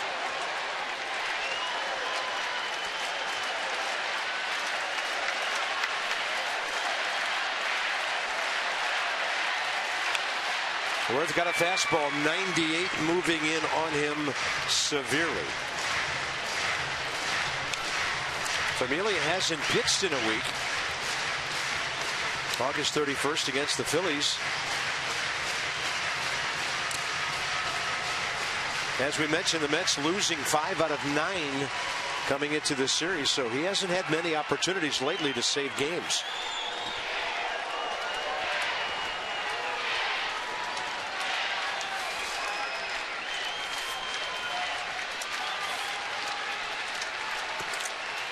Worth, base hit. Well, you battle. And with Jason Worth is 2 for 5 now, taking what the pitcher gave him for a base hit to right. All started with a single to right off the bat of Jason Worth. Nice piece of hitting right there. Just a little cut fastball. Looked like it was going away from him, upper 90s, and just serves it into right field. And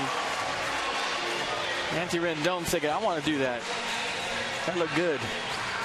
Yeah, Rendon seeking his first career hit against the righty. So this is huge with Bryce and Zimmerman to follow.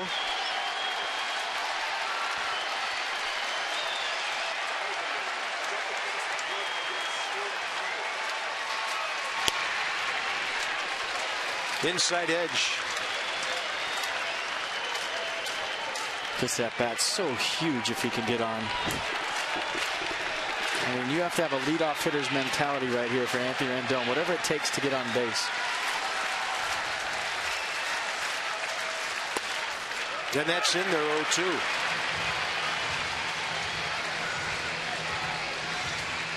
Right now, the edge of the shadow, about 3 or 4 feet in front of home plate. Not a factor.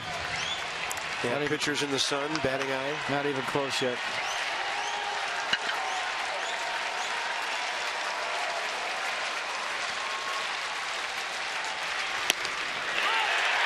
Got him looking. 1 out.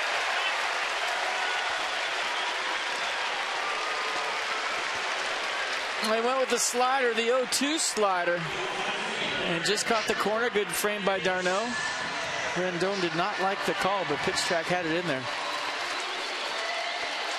This is one right-hander that's been tough on Bryce. Put the reverse jinx on it here. 0 for 5 with 5 strikeouts. His career numbers against Zeris Familia.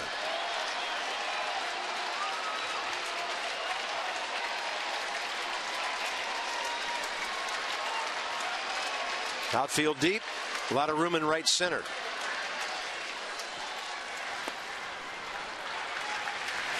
I was talking to Clint Robinson about facing Familia, and he said he had never seen anybody with that much movement on an upper 90s fastball. Usually when guys throw right around 100, it'll straighten out for you just because it's so fast.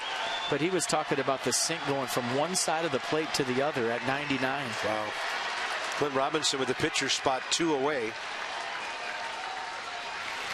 Bryce takes one outside, 1 ball, 1 strike. I asked him who is tougher, Betances or Familia? Who's the best reliever in New York? And he said they're both really, really tough, but the movement on Familia's fastball separated them.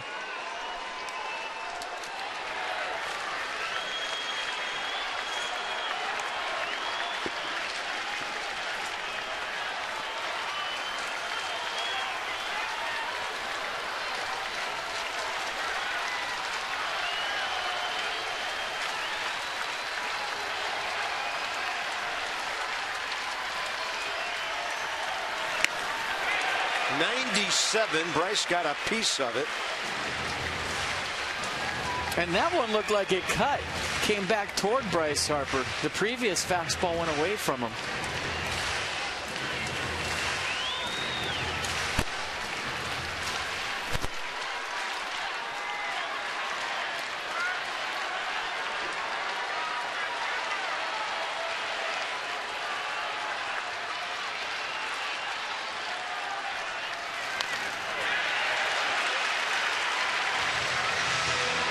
Was that a 93-mile-an-hour slider?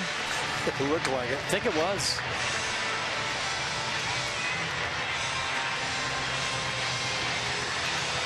And Travis Darno gives Paul Nard a few moments. That ball got him on the foul tip. Well, I mean, this is a 93-mile-an-hour slider. Look at that movement.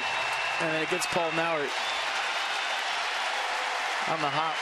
There was so much movement on that. Kind of stuck to his belt there at the bottom of his stomach. And the count 2-2 with one out.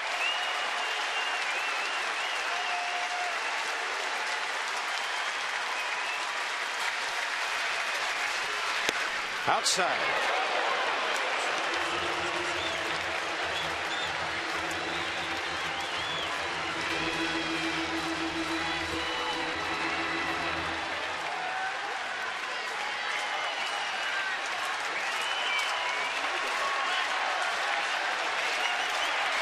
Nothing to the pull side, really.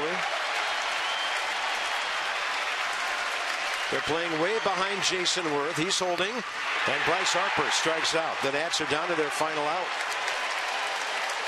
I mean, that's just, I haven't seen 96 do what that just did. That went straight down with split action in 96. Jason Worth is looking up at the scoreboard to see the replay, and he's thinking to himself, watch this pitch. It drops off a table at 96. It's a split. Did you see the grip?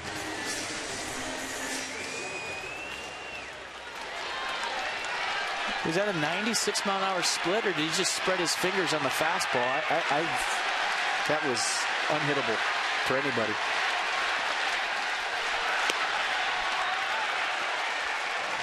Show me that grip again. It just looks like he spread his fingers on the fastball, but it did have split action at the end. Look at this thing tumble at 96. Ryan Zimmerman, 2 for 4 today, 1 for 3 career against Familia.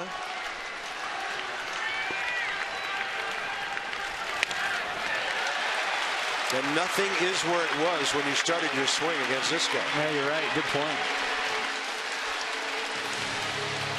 And you have zero time to think about it.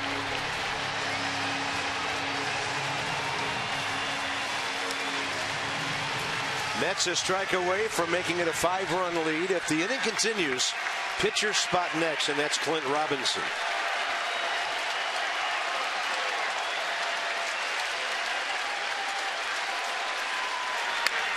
That ball is well hit. Right field corner and fouled by about 5-6 feet. Jason Worth already at third base by the time Granderson picked it up. Pretty good swing, 99 miles an hour. Tried to keep it fair.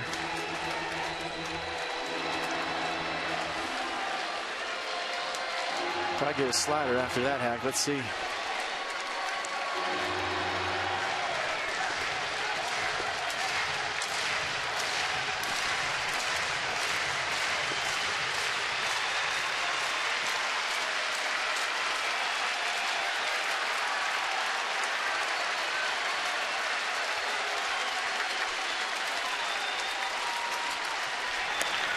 That's it. Jeurys Familia saves it, his 37th of the year, and the Mets take the first.